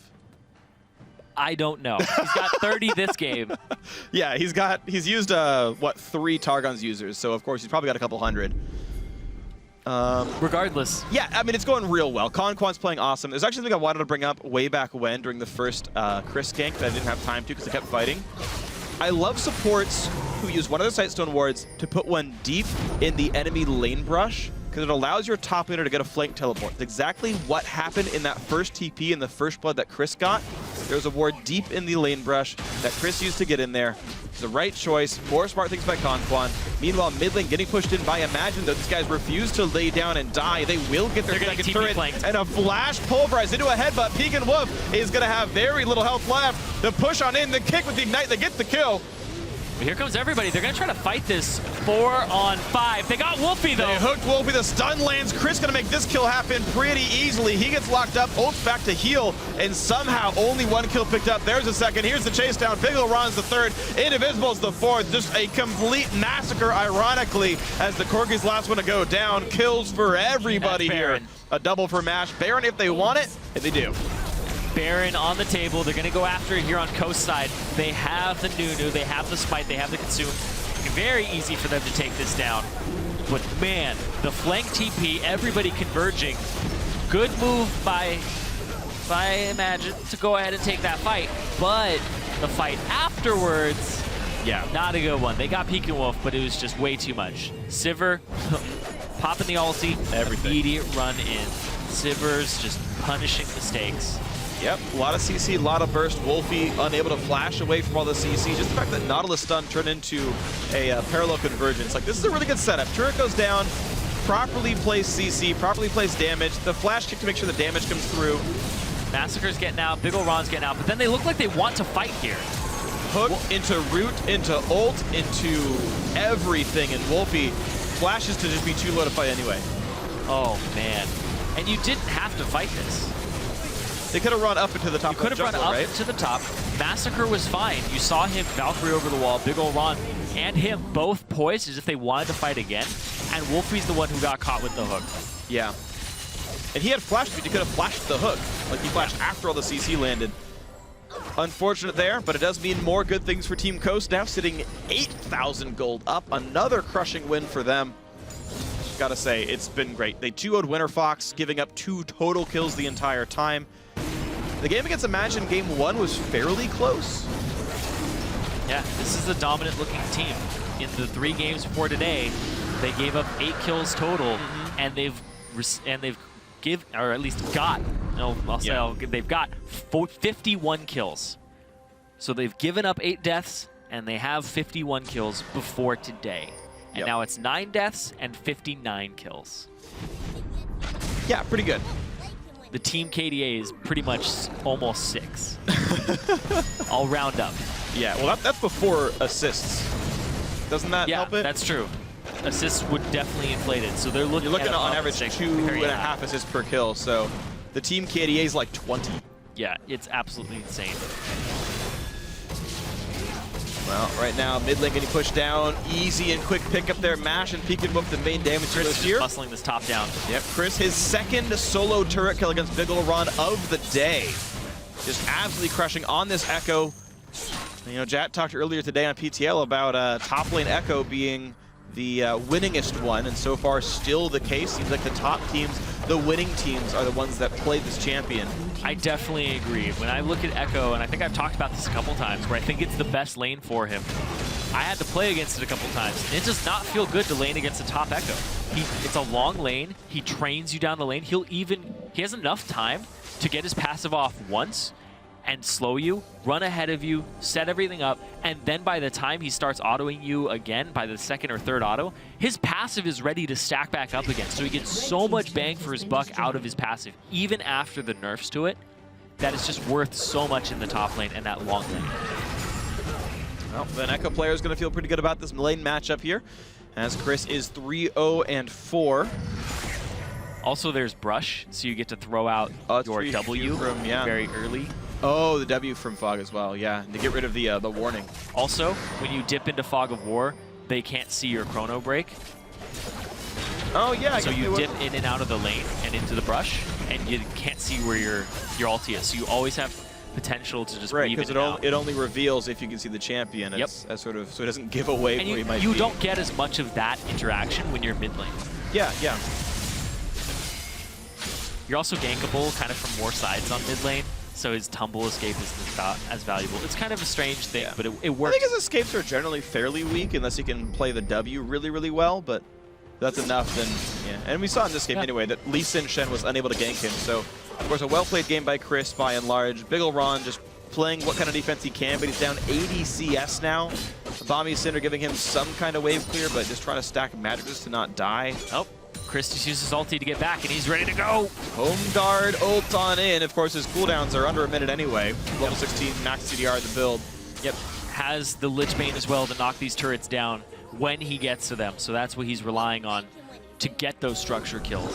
Also, buying Ionian Boots of Lucidity in a top lane, much easier than it is mid lane. When you go mid lane, you really kind of want those Sork shoes in that bursty build. Not so much the CDR build. Well, looks like just trading things down and playing more over time is how he wants to do it. And, you know, it's working out pretty well for Chris here. So 12,500 gold lead. Just Coast just playing around the split push. There's no neutrals to take right now with Baron and Dragon off the map. So instead, they're just taking all the gold they can and hoping they find some way in. But Corki Victor, great wave clear. Sivir not the best sieger herself, so offensively taking turrets. You can see exactly, there's the punishment for trying to do that kind of stuff. Gravity Field comes in, forced to pop every spell, happens to manage to spell shield the Gravity Storm. Man, he just hit like... Oh, another kick flash though. The split pushing maybe starting to pay off poorly. Coast, Peekaboo forced to barrier and flash away. He does survive. Oh man. But Coast got impatient and got punished for it. Peekaboo had to actually hit every key that he could in League of Legends there besides his trinket. He didn't recall. Yeah, I guess that's true. He didn't pull up his character sheet or shop either. But every ability on his champion he just used. Yep. Both summoners, ulti, W, QE. Immediate get out. Speaking of using all your abilities, Mash. Had to ulti, spell shield, flash, heal, just everything. Roll your face across the keyboard here to try and escape. Yeah, and because of all the good plays they've made and the over-aggression from Team Coast, Imagine gets a little bit of time left to get their wits back about them. 1,300 gold lead, sorry, 13,000 gold lead. Certainly still a massive comeback would be required, but there's some time now to get some wards back up.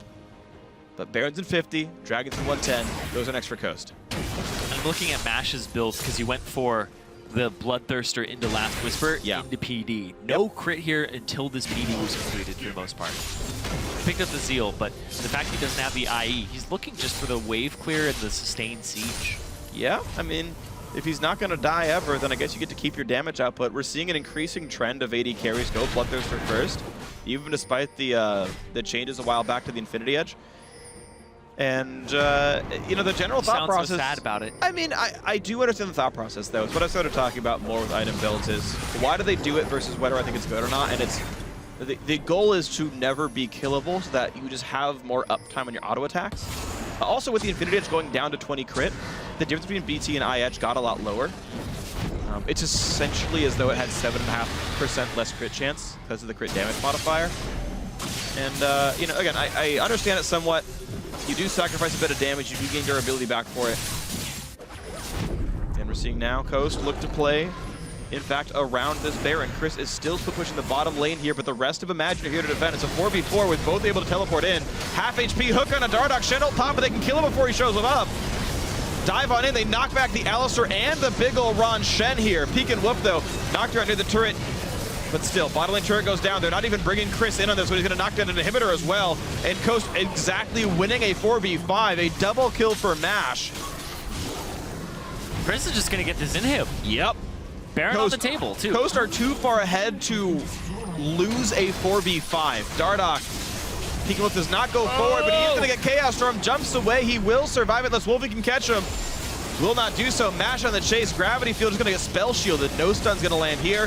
Dardoch one hit from dead, but Corki shows for the kill. He tries to get MASH. He does so. And actually, it's a bit of a comeback now. Coast overextend. Multiple kills come through. A 3-4 on the backside. Of course, their base is dying, but at least he got some kills. Chris really just wants to knock this turret down. Oh, he wants to get back in. He flashes to land the E. Now he's trying to kite. He ults for a bit more health, and he's on the run. And he's staying to fight. He's going to put the W down, land that stun. He's staying for the stun. Chris is actually almost out of this. He got away from a 1v4. He flashed into the base to kill a turret and got away from a 1v4. Oh my god. This is how far ahead Chris is. Oh my god. 120 CS up over big ol' Ron. He just killed 3 turrets. And an inhibitor. Oh my god. While his team won a 4v5. 3 kills each, I'm pretty sure. Did they win? It went 3 for 3. At the end, I think they lost. The 4v5 went 3 for 3. Because it was 1 to 8. We were talking about the scoreline. Oh, yeah. It's 1 to 8. So they ended up going 3 for 3 afterwards. I mean, it does mean shutdown gold went through. I believe MASH was one of the kills, so 500 shutdown gold went to the Massacre 8. But obviously, a massive lead for Coast in this one. 14,000, still the advantage. Dragon 4, which doesn't really matter. And the latest Bajais for Chris. What? Hold on, how many stacks is he at? He's at 5. He just bought it. Yeah, you're right. I had low resolution, but you're right. It is at 5.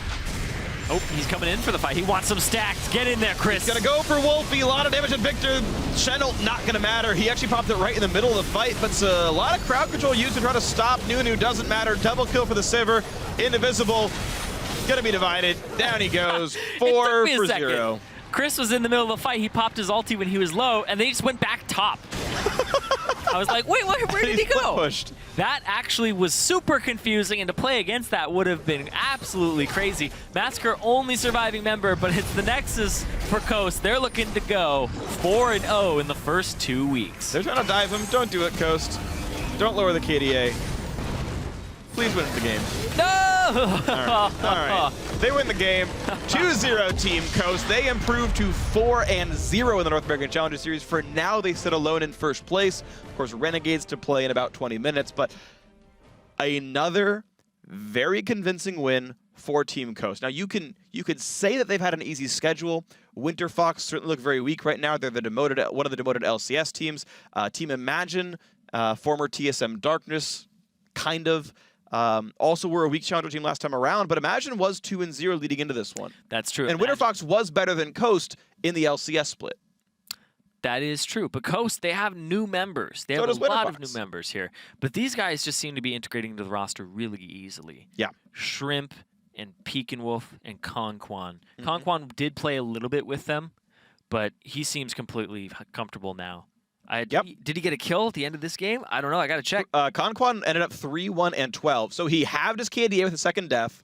This is his 4th consecutive game with 10 or more assists, but 3 kill steals this game. Just shameful.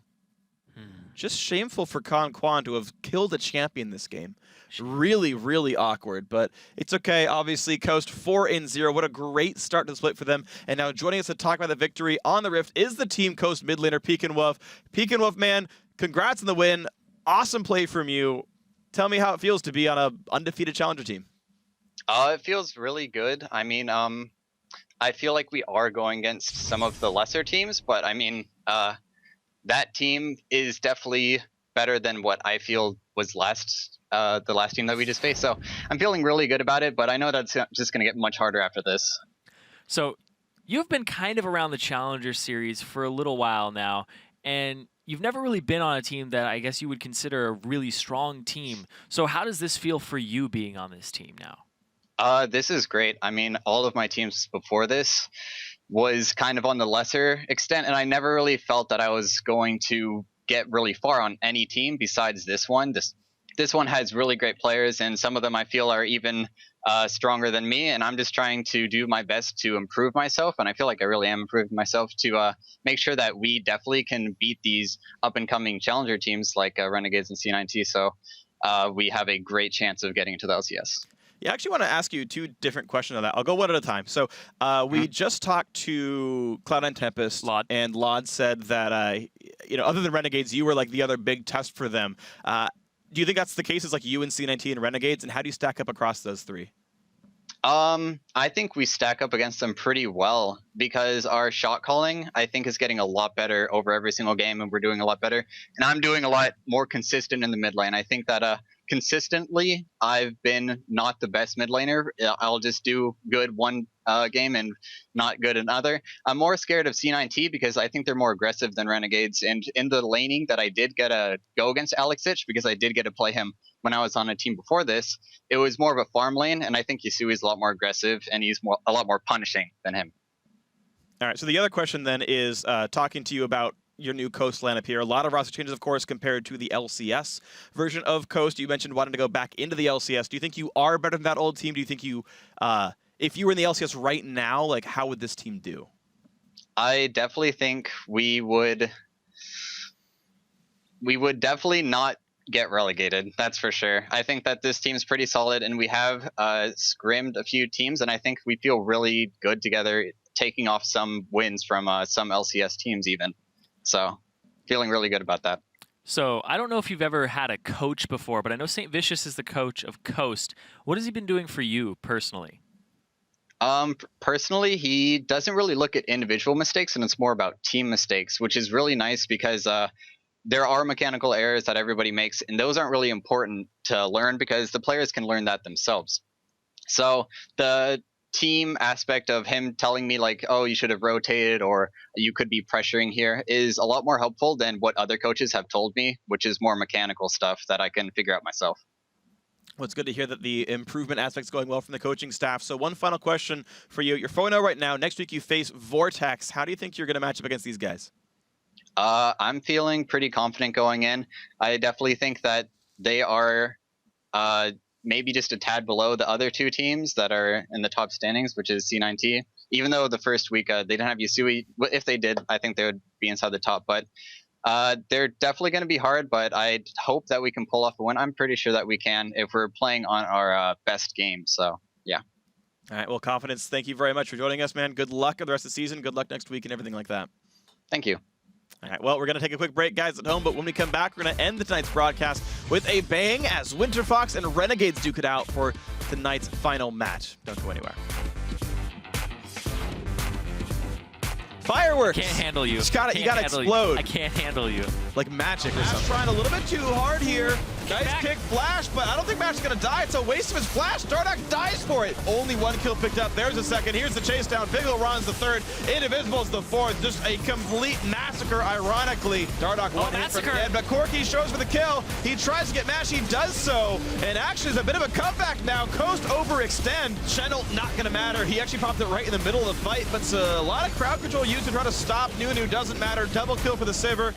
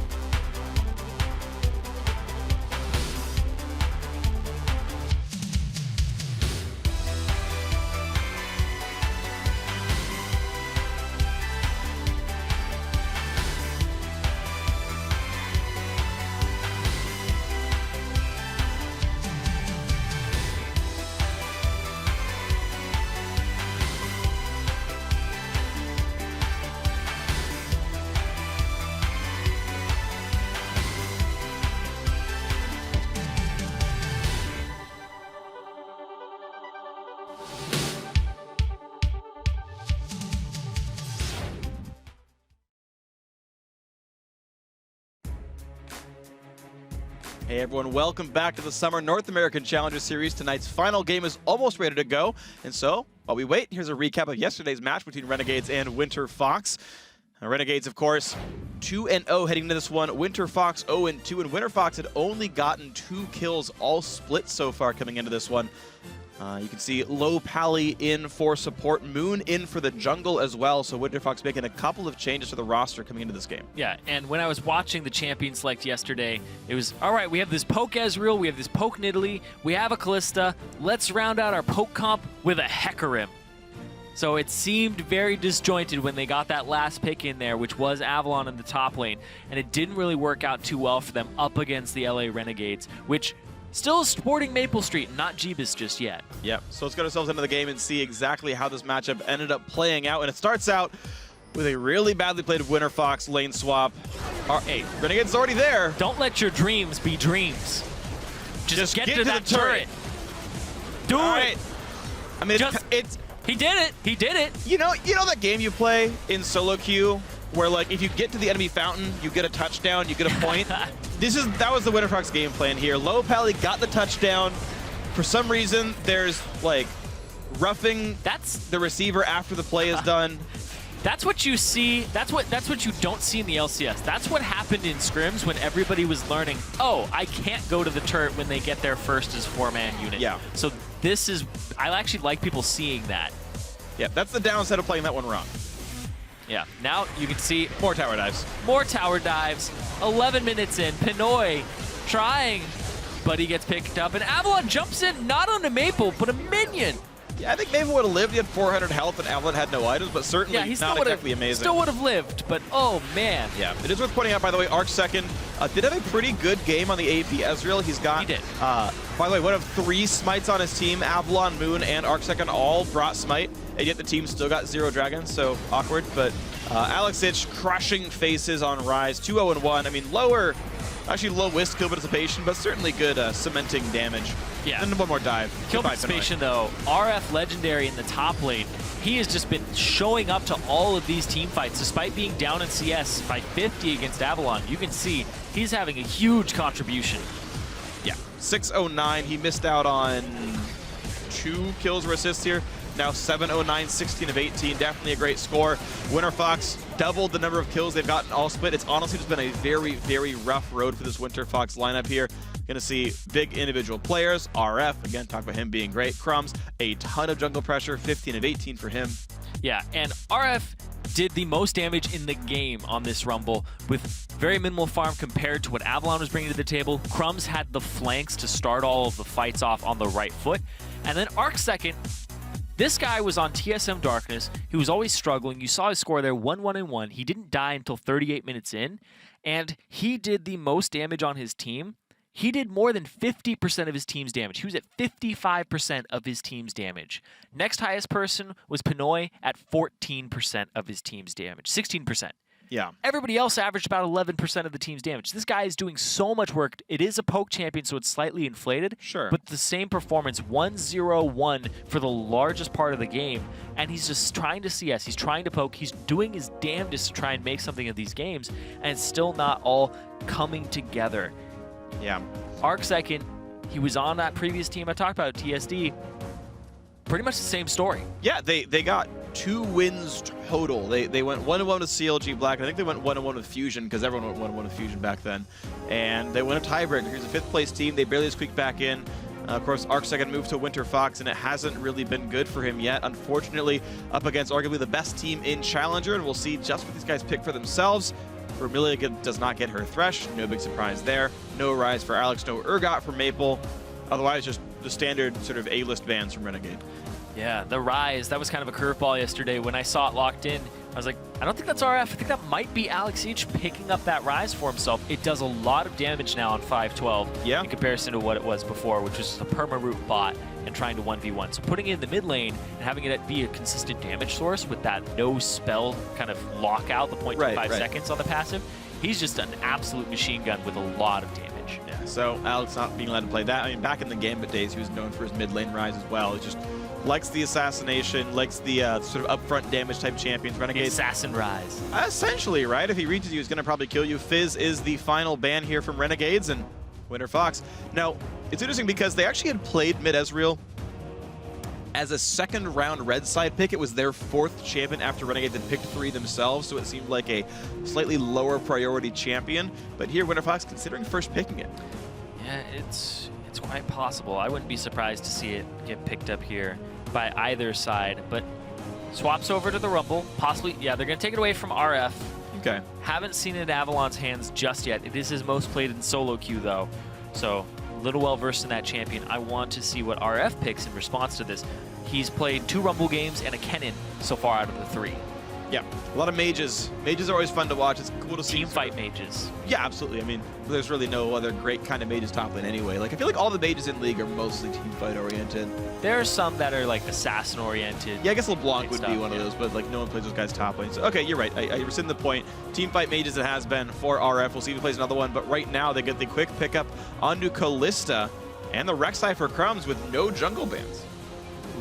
Yeah, that's right. No jungle bans. Yeah, that's a good point. That's a really good point. Because they banned out the Thresh from Amelia. They banned out the Urgot from Maple Street. So they're kind of trying to like knock this bottom lane down onto their second best champion. And Sivir's still on the table. Callista picked up. Yeah. And there's kind of this this trinity now where it's Sivir loses to Callista, Callista loses to Tristana. Yeah. And then I don't know about Tristana versus Sivir. I think it's pretty free for Sivir. But we know, yeah, exactly. But it's like Sivir beats Triss. So there's this rock paper scissors game that's going but you on. only pick Triss for the one matchup. You'd never blind pick Exactly. the champion. So it's a specific situation. We'll see if Pinoy wants to play it himself. Winter Fox have free reign to pick the mid Ezreal again if they want it. Also worth putting out, by the way, Short Race is back in for the jungle here. Yes. Whereas Low Pally is still there as a support. So this is actually Winter Fox playing for technically their 3rd different lineup in 4 games, actually. Tristana will be the pickup against Callista, and Winter Fox actually hiding their mid laner and support pick still, even though they can take top tier 1. Short Race lied to me. He said he was going to have either some Lee Sin plays or fails today. It's not Lee Sin, man. You were just hovering it. Gragas can still dash to you, knock you into the team, so it's Lee Sin-esque. Still not Lee Sin. I want to see the. Well, this would be a Lee Sin fail then. That is a Lee Sin fail. He failed to lock it in, and that's the first fail right there from Short Race. Already 0-1 in this one, Winter Fox. Not doing the things you were supposed to be doing in this game, but it's okay. We'll move on from here. Renegades going to make their next few choices so far. Honestly, just very default things. I'm always hesitant, by the way, to see Gragas in a game with Rumble. You can knock him out of the equalizer sometimes, and then it feels awkward. I'm just surprised that he actually went for the Gragas because he was guaranteed going to get that champion for himself, and there's things like Nautilus open that would be ridiculously great with Rumble that they're just not going for. I think they just want to see the bottom lane right now. Well, they're going to see it. It's one of my favorite dual lanes, Callista Morgana, which actually makes it good against Nautilus, by the way. That would make it a bit awkward for Low Pally here.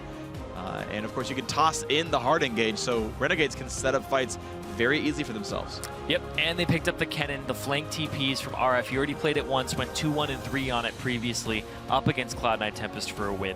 So RF on another champion. He's only gone between Rumble and Kennen so far in the 4 matches that he's actually played in the NACS actual regular season. So right now, it's just looking like some team fighting across the board here. Yeah. No real tank line, though. Crumbs is going to have to get tanky for this team. That's true. He is the only melee champion on the roster right now, and there are very, very few durable mid laners played. Cho'Gath is one of them, but I don't think we're going to really see it from Alex. It's not really his style anyway. Winter Fox, 5 seconds to go for their lock-ins. They're going to take plenty of time here. Orianna and Janna the lock-in. So you talked about having low amounts of tank and kiting back. Well, how about even more CC, even more kiting back, and this is just all about Tristana laying waste from afar. Yeah, these two teams are going to be so squishy. It's going to come down to positioning in fights. Yeah. The execution, the positioning, and right now it's going to be Winter Fox is looking to kill turrets, have these matchups, and try to win it that way.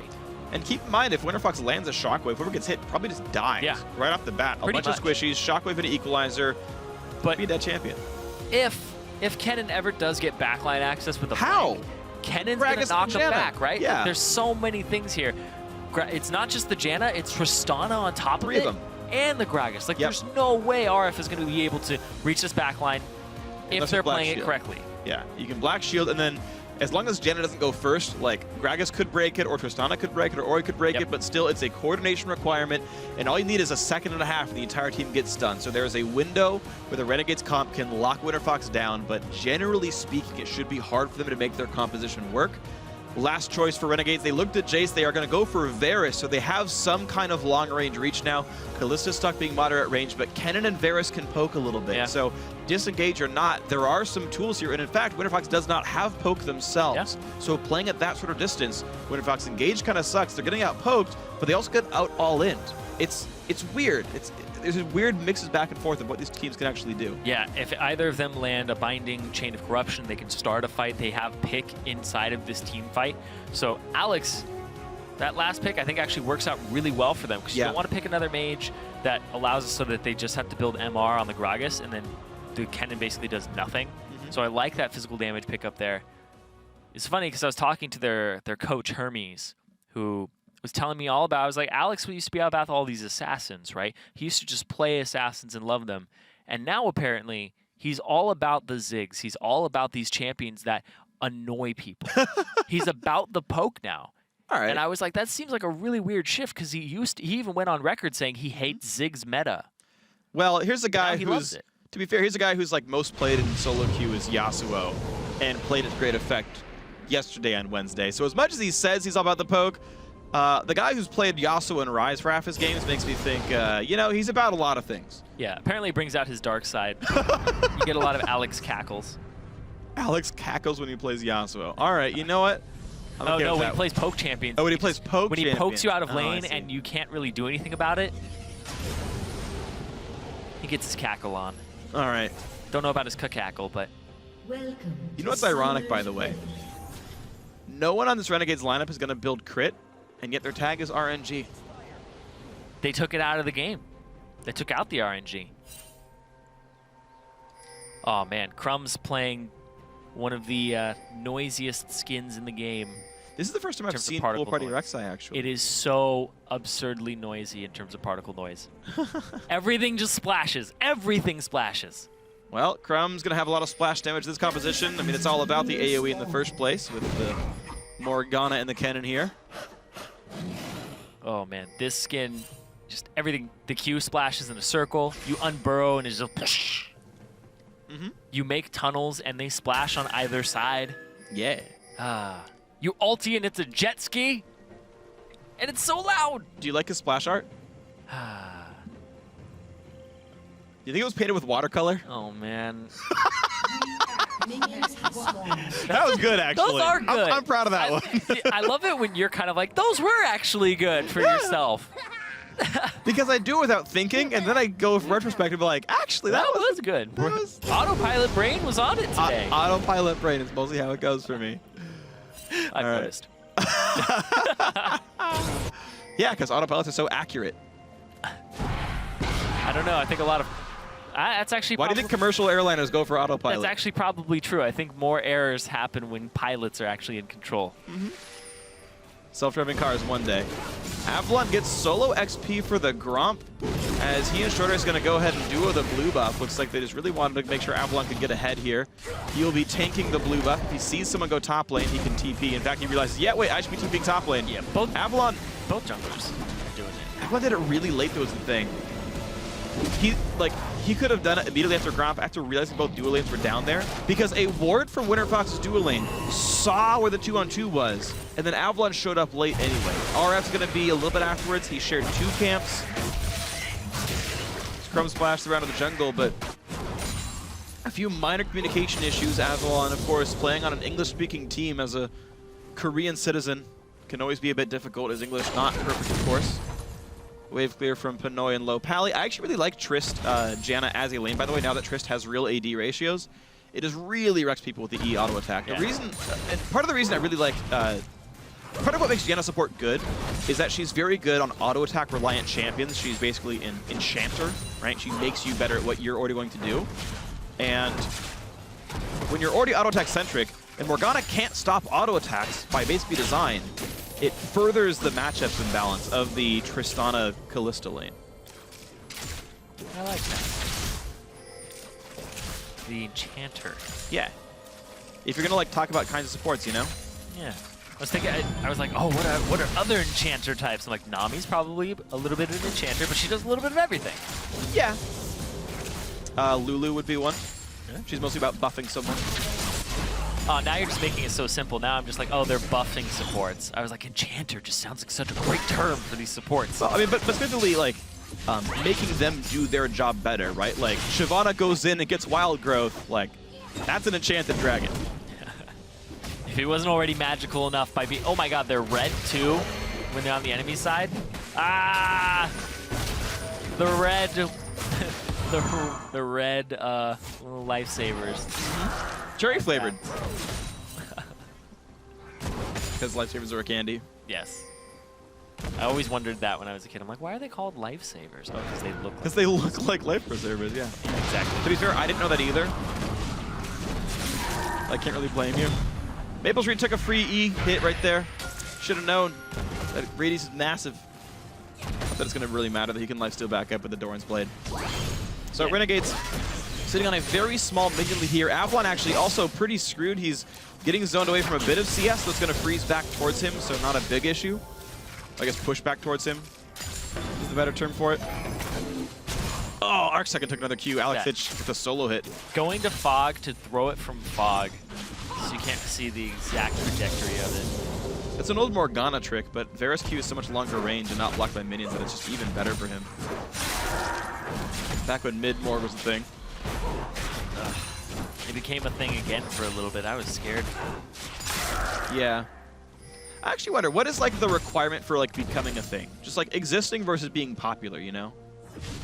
I think it's just in terms of you'd have to be able to do something, at least in competitive sense. You'd have to be able to have a clear objective in what you want to do, and it's either what is considered a good strategy or what stops something that is considered a good strategy, right? Like Morgana was picked into LeBlanc when it was like LeBlanc assassinating people is a really good strategy. Something that stops you from doing that. We saw Lulu mid and Morgana mid become things. Yeah.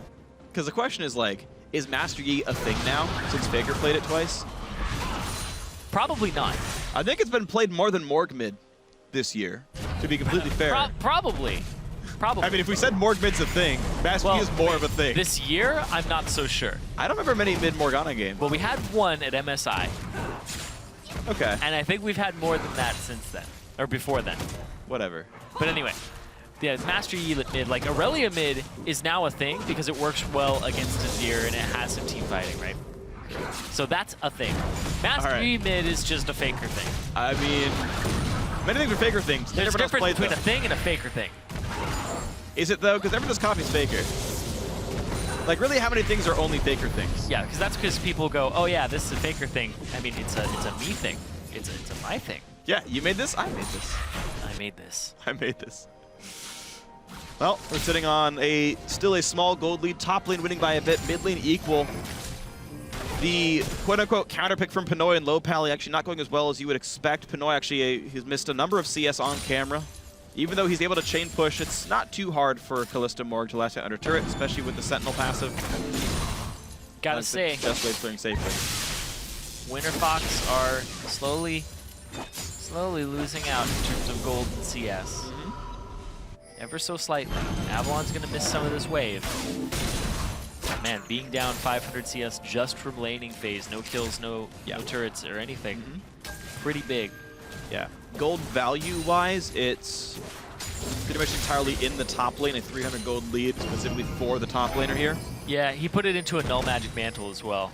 So it's not going to be something that you're feeling a whole lot of. Avalon will struggle to deal some damage. Orianna will struggle to deal damage, and Pinoy, not really the best. Just doing the Abyssal Rush. Yeah. Sooner it comes in, the better he's going to feel about it. No really magic damage teammates, so it's really just selfish magic resist shred, but surviving Orianna, Rumble, Gragas, not exactly a bad thing. Shorter H will be taking Scuttler with his friends. Good body slam. Nice try for the bind from Emilia. Definitely the right instinct there, but still does get secured by Winter Fox. 300 gold lead remains the same.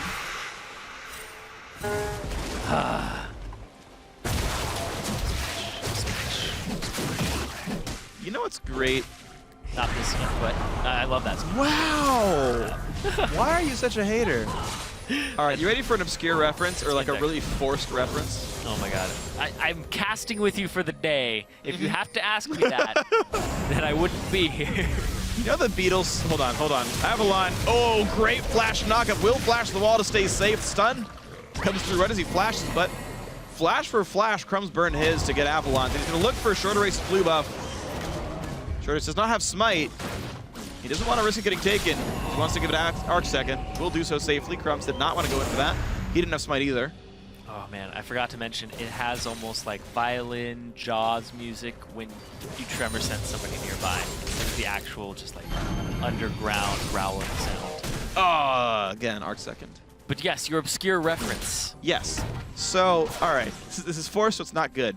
Why tell it? Rek'Sai is a void monster. Cho'Gath is also a void monster. Crumbs can go underwater and turn basically yellow because of the skin, right?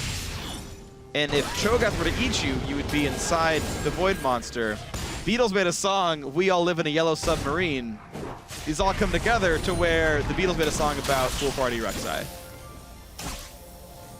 You could have just said, when he burrows, he's got the life vest, so he's a yellow submarine. I don't understand how Cho'Gath gets inside of this.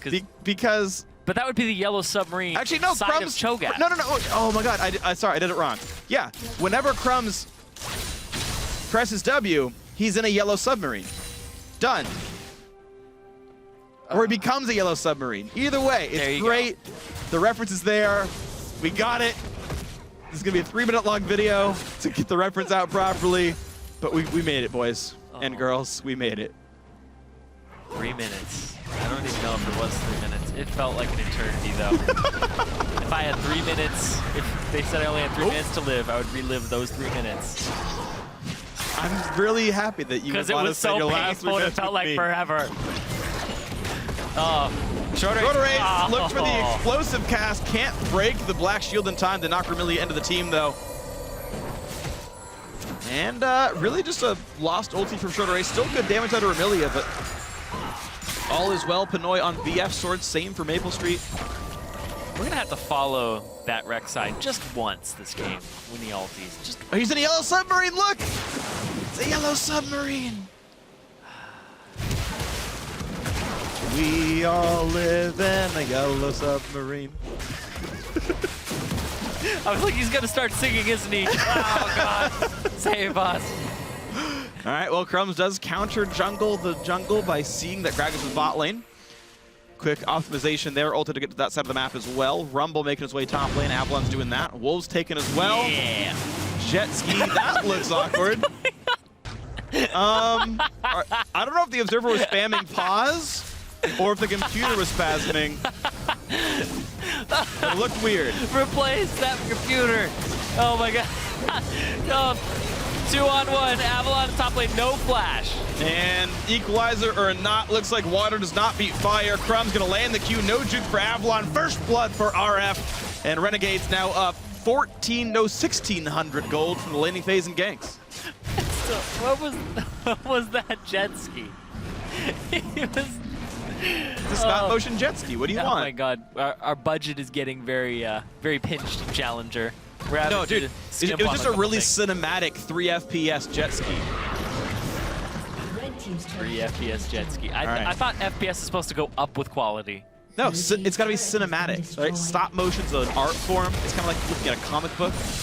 Okay, we just weren't flipping through the pages fast enough to actually have it line up and go fast. I gotcha. Our observers are bad at using books. Yep.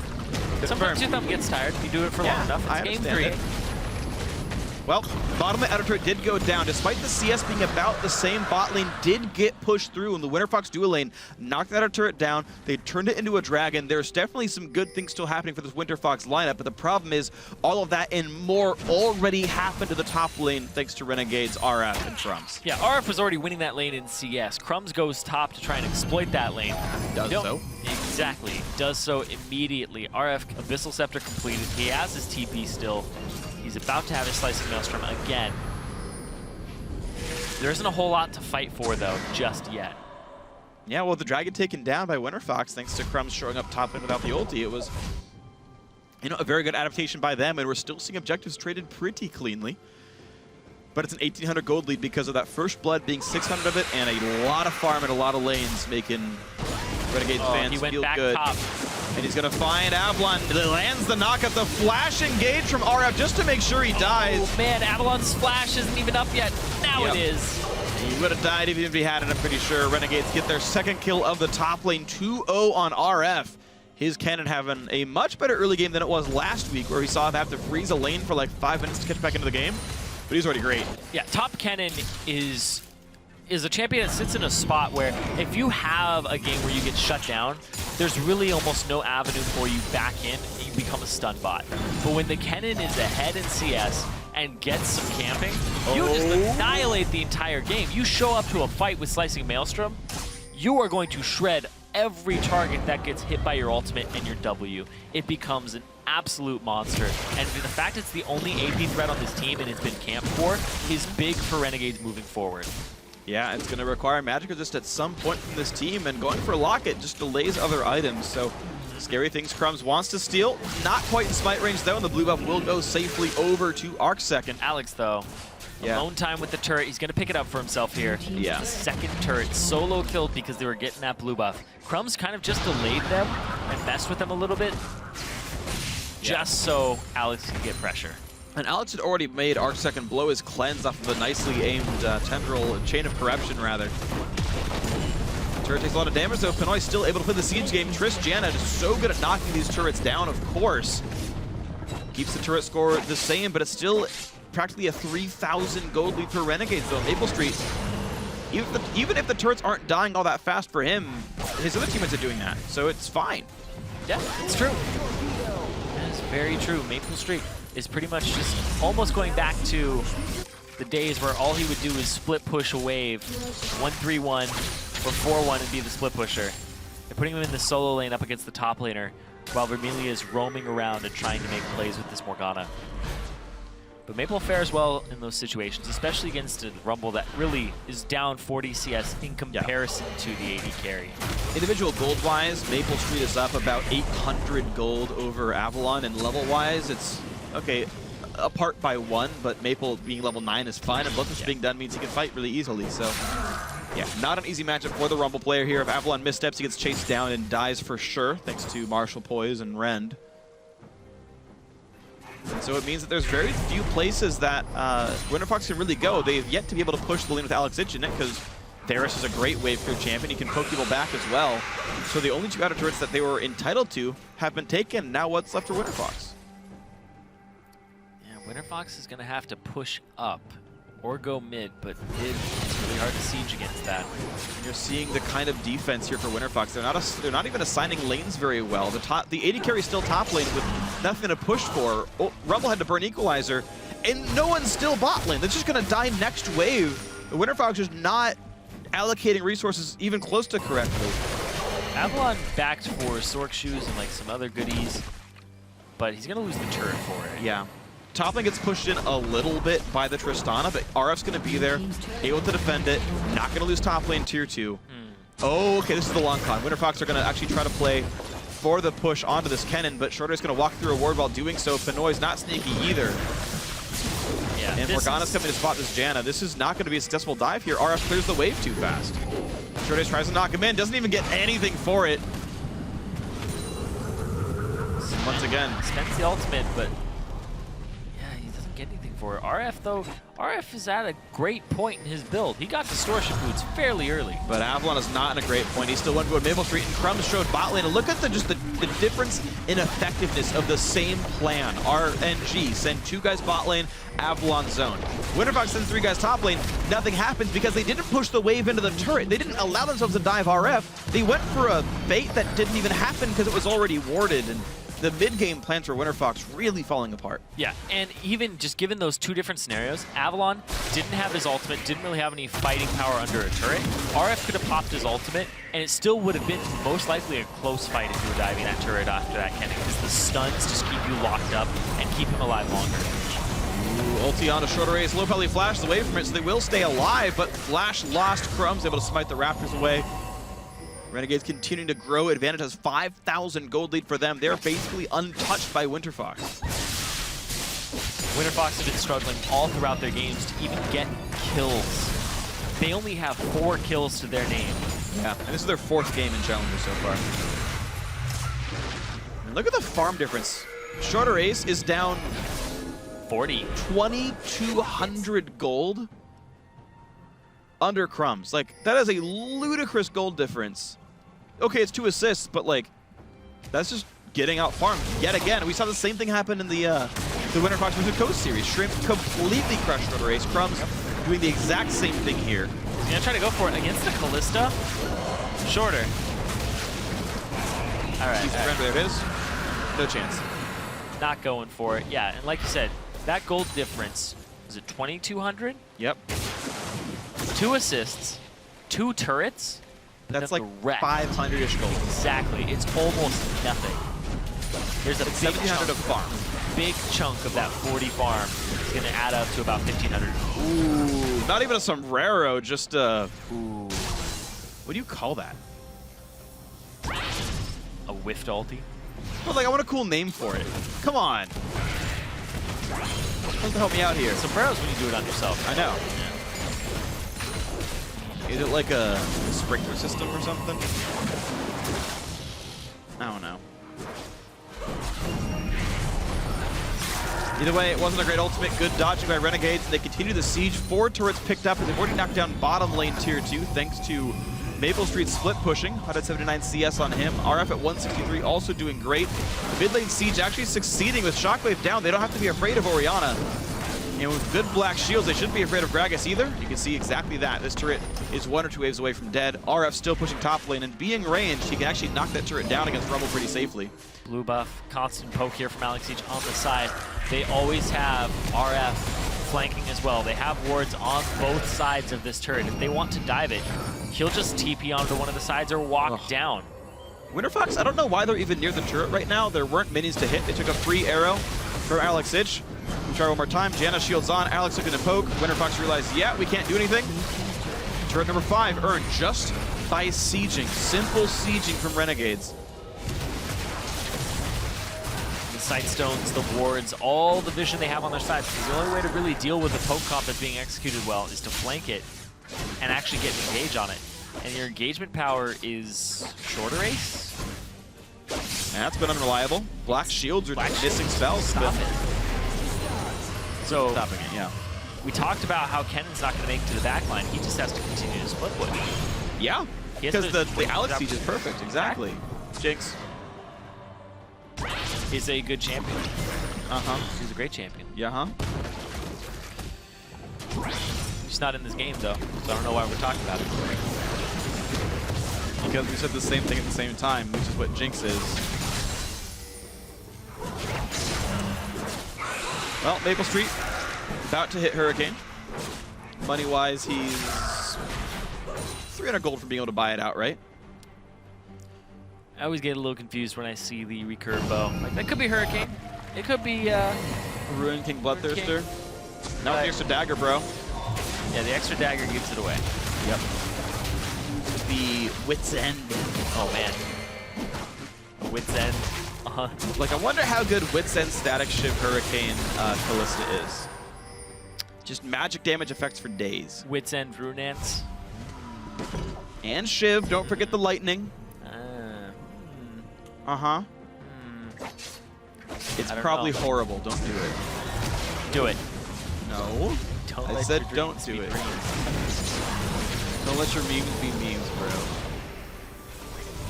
All right, 5 turrets down. Renegades just playing a very slow and safe, methodical game. 8,000 up now. We talked about it in Champ Select. The Winter Fox engage isn't very good, and as soon as Renegades identified that, they pivoted the comp and found some poke and saying, yeah, Alex is fine. He even ran cleanse. There's nothing to even cleanse. He would cleanse like a body slam stun and like the slow from Janna. Like, he'll probably never even cast a spell the entire game. But it's gonna make sure he never gets caught by anything. Poke's Arc second. RF is split pushing and also spending half his time killing jungle monsters between split push waves just to continue to accrue gold. And Renegades are just winning because of farm. keep in mind, 3 turns and 2 kills is not 8,000 gold. Yes, exactly. That's them crushing the minion game. Yeah, and speaking of crushing the minion game, down bottom, RF accelerates himself to a 70 CS lead. He's getting desperate. Crumbs caught out a little bit. Kind of. Black Shield is on. Pinoy Avalon ulti. can't find anything. Oh. Equalizer also means nothing at all. RF chose to recall to buy himself Zonias and Distortion Boots, but he can walk right back to the bottom lane and continue that split push power. Winter Fox just have no way in on this one. Yeah, he's had the distortion for a very long time. It was his second buy, fairly quick, but he hasn't really abused the teleport. He's just wanted to have his flash up more often so he can make flash teamfight plays. But I'm pretty sure the way that this game is looking, he only needs one flash teamfight play to really solidify a huge lead for them, because they've already practically done it themselves. Yeah. That's the thing. Renegades have just continued to grow a gigantic lead. They, to be honest, in my opinion, don't even need a team fight to win. They could end the game 2-0 in kills by Winter Fox just constantly sitting objections they cannot fight for. There is, like, they need to get a deep ward down. Like, when they pushed out the bottom lane, they needed to, like, throw wards around that lane and hope for a TP flank from Avalon. But he wasted the equalizer. There's no fight to be had. Setting up for Dragon now. Crumbs throwing out his ultimate, also clearing the scuttle in preparation for that in 15 seconds. Alex a little bit out here. Uses the ult. Presses R and leaves, yeah. He's probably at max CDR by now. 25 CDR on items. You expect CDR per level masteries. Good Almost for certain. Or runes, rather. Even the Gragas is taking huge chunks right now. No armor items has no aside items. from the Ninja Tabi. Yeah. But that's it. Everybody's going to be so squishy in this lineup. I talked about in Champions Select where I was like, oh yeah, everybody's going to be so squishy, especially to this Varus. He's going to land 1 or 2 pieces of poke. He has so much CDR that he's just going to be absolutely insane. Well, insanity definitely happening here. Oh man, they did this, yeah, yesterday. Everybody stand in one bush. Try to look for a pick. It's so hard to shot call in this situation. I don't even know if Hard's these not are in this game. close. I don't even know if these are close to being the right calls. It is difficult to. I think they really need to set up TP flank. Even though, like, Rumble's not a good TP flank champion, the fact that they can't get into Renegades is an issue. Like, they're not winning any of the split push lanes. Although I feel like Triss could play more aggressively and, like, try. I don't know, maybe. Like, Cannon at this point probably just kills her. I honestly think a lot of it was the mid-game choice for Winter Fox to screw up the top lane tier 2 push, lose bot lane tier 2 for it, and just allow Renegades a big farm lead. Bot lane was fine. Actually, bot lane was winning. Mid lane was equal. Avalon got behind a little bit, but, like, okay, that was a Crumbs game. But it was just their resource allocation. You can see they look at Crumbs, and as soon as Gragas shows up, he gets a black shield, and no engagement happened. And Shorter's down they go 2 again. levels, 60 CS. He's working on Aegis, whereas Crumbs already has Locket. He's looking to complete another item afterwards with his Giant Spell. Alex already has an Elixir of Wrath in his inventory.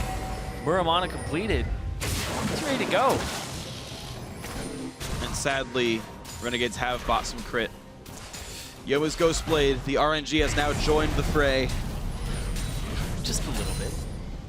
Oh, took effect right as I said that. Oh, man. RNG, though, they could even take a team fight right now. It's not really team fighting comp-wise, especially like Winter Fox has a Rumble. They have an Orianna. These guys want to team fight you. Yeah. And RNG really just want to play the poke game. I always talk about how teams won't let don't poke before they fight. RNG don't even have to do that right now, given the difference. This means the objective that you have to fight for, I really think, has to be Dragon. Notice that Renegades are not, they're like refusing to play for Baron because they know being grouped for that is a risk, and as they say that, they try to sweep wards away from Baron. But that is the actual risk that exists. Is if you put yourself on Baron, you no longer have the luxury of poking with your free time. You're taking damage from Baron Nashor. You can't poke forever. Yeah, they have a Callista. They're going to try to just burn it down. They set up wards, though. Hurry up, possible Winter Fox. TP flanks. 5,000 health. You have very little time. TP comes in. This is the time they have to go right now. Baron's gonna die before they even show up. 2,500 health. Shortrace rooted in place. Easy. Baron pick up. The smite's there. The Ren's there. Shortrace dies before any fight even happens. RF's on the flank. Avalon's gonna go down. Quick pickup. RF, wow, gonna just lock everybody up. 2 kills, 3 kills so far. Arcsecond could be the 4th. And they managed to get the Baron before Winter Fox even showed. Oh man, RNG immediately pressed the advantage they had. They got ward control. You had to sweeper, or not sweeper, you had to use your scrying orb to even see it, and they just pressed out. Now they're just gonna press minion waves. They're gonna get to these turrets with Baron buffed up minions. They're gonna try to crack this base with all the poke that they've been doing. And it's a 13k gold advantage, 29 minutes in this game. I mean, this is an absolutely crushing game right now. Inhibitor's gonna go down. 2-man shotgun. That's the kind of stuff Winter Fox needed. But they never find it. Half the team is dead. There's no possible follow-up. You don't even have the items to back it at this point. Yeah. In terms of just level disparity, and levels give you, HP, you're just going to be able to soak all this. RNG have become gigantic balls of stats that can just soak all of what Winter Fox does to them at this point. Vermilion doesn't even care too much about the Equalizer or the damage he took from the Gragas. RF can run into 3 people solo, and he's fine. Alex will come up and help him. This is actually just disastrous at this point for Winter Fox. They have almost no way to pull out a victory here. Now, this feels out of reach at this point. I mean, they were definitely getting bled dry for the last 20 minutes or so. But the poke team with Baron and Inhibitor already gone, anything they choose to siege will likely work.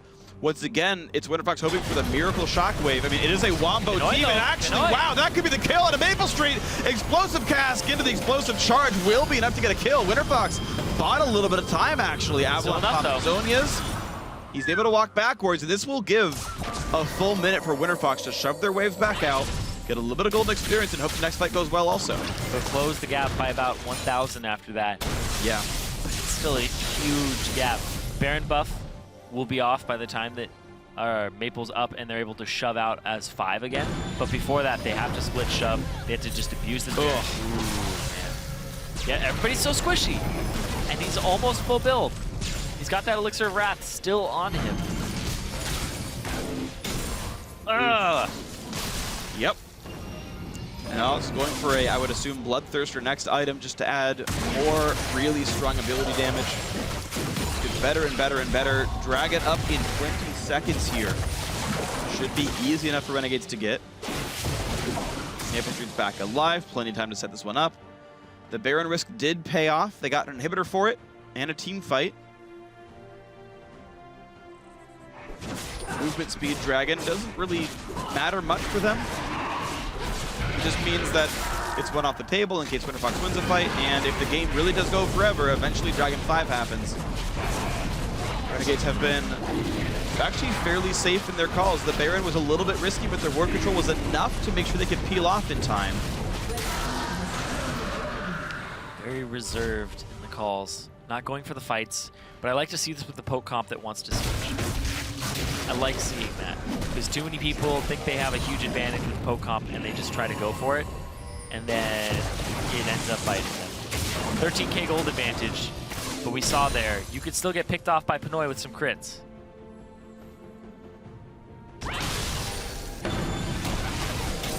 Low Pally at half. Jeez. And the thing is, he's going for a chalice as well. He's going for the Mikhail's Crucible to try to remove Talisman of... Or not Talisman, sorry. Remove Chain of Corruption for somebody. Oh man, Remelia went for loot. That's even more poke. I mean, you're pretty much guaranteed to trick on Morgana. Yeah, It's a luxury item. Like, this is because they're so far ahead, but... I was thinking about it. I was like, maybe Zonia's would be good for engaging, but she doesn't even want to do that. You don't want to engage, no. You want to disengage. She wants to just poke. And there's not even anything worth Mikhail's, like, by the way. There's just no stuns or roots, period, on Winter Fox. So it's like, F it, I'll just poke for 100 damage. Gotta land it, though. Alright, so Renegade's Crumbs is sent to the bot lane. He's split push number 1. RF makes sure mid's pushed in, but otherwise not a big deal. Pinoy is defending that split push. Ulti popped in, pulls in Maple Street, but they don't follow up. That actually could have been like a flash equalizer or anything. Hit a shockwave, wait, goodbye. picked off from over the wall. Dark binding and goodbye. 2-0-2 Remilia. Darkseid shows the top lane. Waves coming in a second. Just abusing the pick comp, the parts of the composition that can pick. Bindings after binding. Oh man, they're gonna get a turret for this. They're just gonna force their way in. Now the short race is off the field. And that's another inhibitor going over to Renegades. They just have 3 turrets and 1 inhib left before they're at that Nexus 100%. Wow. Went for the flash ulti. Avalon to pop Zonia's though. Flash himself away. Nah, enough armor because of the Zonia's to survive the Varus arrow, but it is just completely under control now. Renegades 2 inhibitors down. Bot lane actually does not have a good wave. They will wait for the mid to respawn, but all of Winterfox are alive. Shorter Race gets bound immediately. No ulti up. Just going to take a bunch of damage. Chain of Corruption is on. Gets a lot of shields. Where's the shockwave, though? They just aren't using it. Equalizer pop to make them slow as they leave, but still, the hard engage just isn't coming in. RF will do it. Gets pushed back. Exhaust is on. Still gets the kill. Shockwave is Zonia's by the cannon. And Renegade's still able to push top. We're going to get pushed around, easily grabbed here. Another one for 0. 7-1 in kills, 34-minute game. Explosive cast buys some time, and it will actually allow Renegades to have to wait for the next wave. Pinoy, 24 seconds left on him. Renegades, some low mana bars, some low HP bars, and they're going to back off with Baron up in 25 seconds. All right, so all they got was the respawn mid inhibitor kill and the top inhibitor take. Slowly but surely grabbing more kills. The Winterfox defense is certainly working, but God, execution-wise, there are definitely these slim chances for the shockwave plays to at least blow the flash and make the next one happen, and Winterfox are not getting the follow-up CC. This game got out of control very early on. And it's just another one of those games where I just look at ArcSecond's score, and I'm like, oh man. Like, he's not dying. He's not dying. Yeah. He didn't die until 38 minutes in the previous game. 0-0-0. 35 minutes in. It's an 8-kill game, but all he's doing is really farming. We saw him try to make a play with the shockwave. He did get one shockwave, but then it was kind of a damage check. And he doesn't even have things like a death cap that are going to make him have this huge burst damage. Well, keep in mind though, Renegade's comp is squishy, aside from Crumbs. You land the shockwave equalizer, 2 people die straight up. If that world ever exists, Winterfox starts clawing their way back in. I mean, again, it is a slow process. It would require multiple good team fights for Winterfox to claw back in. We're not yet at the point where an ace lets you kill the base. Yeah. That's another 20 minutes down the line. Ace Baron and get some turrets off that is the best that Winterfox can hope for. But if they aren't even getting in there to get those types of plays. Race at half. Poked down to 1200 HP. Explosive cast means absolutely nothing. Slightly mistimes the black shield, but that would have been the chance to knock in Alex Ich. Slightly off there. Remilia has been on point with the black shields, and Short Race has not been on point with his ultimates. It is just really just kind of disheartening to see how many of them have been interrupted. He's been on point with his piercing arrows, though. Yes, he has. Push the team around. Baron Nashor number 2 goes to Renegades. If you owned the fantasy team Renegades, you would get a lot of points for that. That is an existing challenger, so it's kind of a wasted point. Alex Ich, though, continues to wave clear. Baron buff is on. The split push is very easy for the double range champions here. Crumbs shows up as well. The dual lane goes mid. 3 guys bot side. They look for inhibitor number 3. Now keep in mind, with double inhibitor down, it requires a lot of effort for Winterfox to keep their base alive. Pinoy actually not great at that. Her sustained damage actually fairly low, especially with Quicksilver Sash picked up as the 3rd item. That seems like a big no-no to me. He needs damage to win team fights here. But if he gets bound or if he gets locked up or stunned, that's what he's banking on. But there's super minions coming in here. Crumbs is threatening the Nexus turrets at this point. And he's gonna get it. Look at the damage of it coming through there. Doesn't. Okay, he stays. He gets turret number 1. Botling getting pushed in. That's going to be inhibitor number 3 for Renegades as the 10th turret goes down. 11th one in the sights. A great bind. Avalon forced to Zonia's. Here comes the engagement. RF knocked back, though. And here comes the hard dive. Avalon puts the equalizer. Shockwave catches 1. They do trade a kill, but the Nexus is open. The push comes on in. 7-2 in kills. Renegades takes it down 2-0. And they are another undefeated team in the Challenger Series. Renegades moving to 4-0. Only other team, they're tied for first with Coast at the moment. But once again, Winterfox sitting in the opposite direction, 0-4 for this team. Yeah. This squad is picking up very minimal kills. I think now they're at 6 total for the season. That sounds about right. Yep, 1 kill, 2 kills, 2 kills. Yeah, just got 2 If kills. I'm correct, yeah. Yep. So 8 kills now total for Winterfox. If I remember my numbers properly here, just really a very, very rough start to the split for them. They played maybe the 2 strongest teams in Challenger. Renegades, I think, are, again, the clear fan favorite #1. Coast have certainly looked very strong, and they're maybe number 2 or 3. And again, top 4 is what you're looking for playoffs. Obviously, the showings from Winterfox are not very good, but maybe they start looking a whole lot better when they play some of the weaker teams. But right now, it is a very grim start for them. Yeah, Alex did a lot of damage. Nature of Poke Champions, but he did more damage than all of Winterfox combined. Yeah. He did an absurd amount. He did like, what, 37K, and everyone on Winterfox is under 10,000? 39,000, and nobody on Winterfox is over 8.7 thousand. Yeah. So, of course, a big convincing win for Renegades. Slow and steady, but they won the race absolutely. 38-minute win on the dot. And joining us to talk about that victory on the Rift is that Renegade top laner, RF. RF, man, talk to us. Congrats on the win. 2-0 convincingly. What you expected? Hello. Hey. Thank you. Do you expect the 2-0? Yeah. I was expecting that. All right. Nice bandana, man. A nice chandelier. That looks fancy.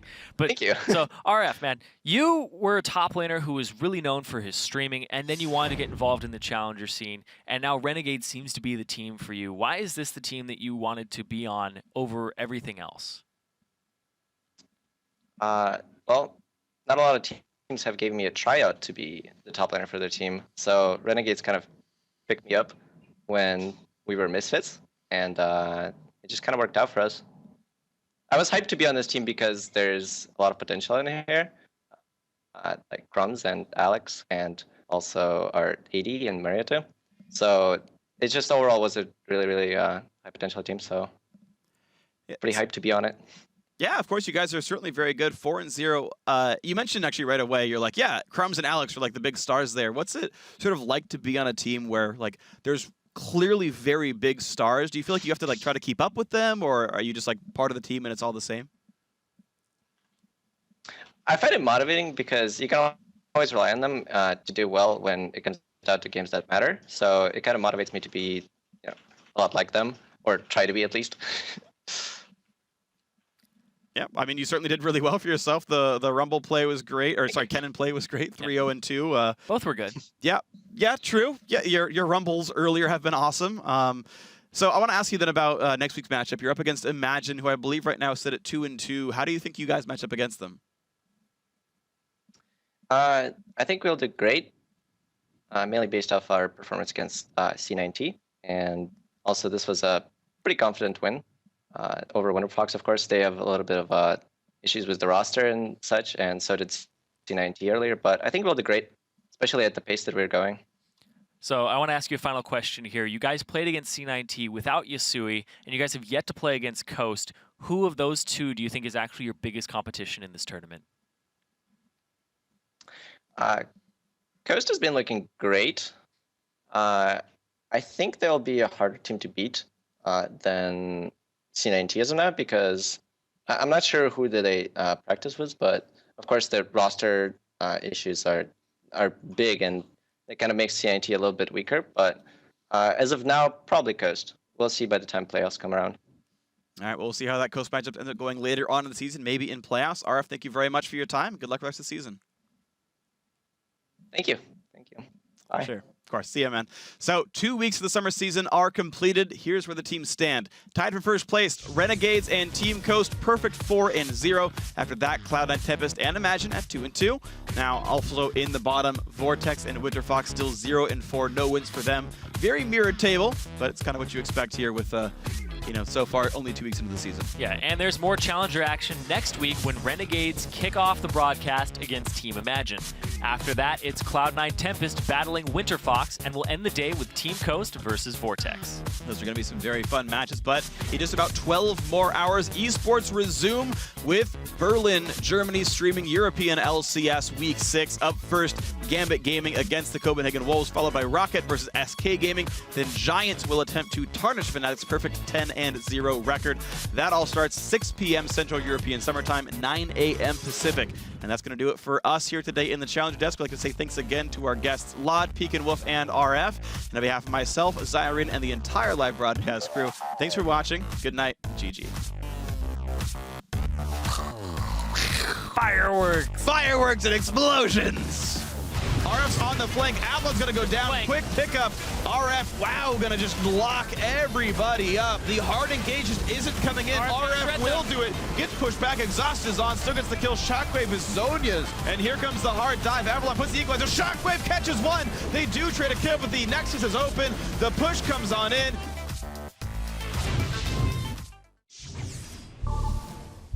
Yo, man, look at me, man. I got all the jewels. Look at my shoes, man. I'm sharp, man. I look good, right, I look good, right, I look exactly the way you wish you could. I look good, right, I look good, right, come on. I'm in love with a girl that I call old school. Sipping on my brandy, I'm feeling brand new. Got the feather in my hat because I'm just that cool. You peeping at my alligators bent kinda slow. They peeping at me pimping cause I got all the game. And even if the day change, it's all the same. You rolling up the block, but you in the wrong lane. You hating on a brother, man, you must be insane. I look good. I look good, I look exactly the way you wish you could. I look good, I look good, come on. I look good, I look good, I look exactly the way you wish you could. I look good, I look good, come on. Joe said that I'm the best in the West. I got the girls singing, damn, look at how he dressed. No need to guess, just bless my finesse. I keep him in a mess, all up in this caress. Jeans, fitted, shirt, knitted. Man, she need to quit it, she already did it. She gotta be Latina cause she look mixed with it. She all up on me, so I guess she gonna get it. I look good, I look good, I look exactly the way you wish you could. I look good, I look good, come on. I look good, I look good, I look exactly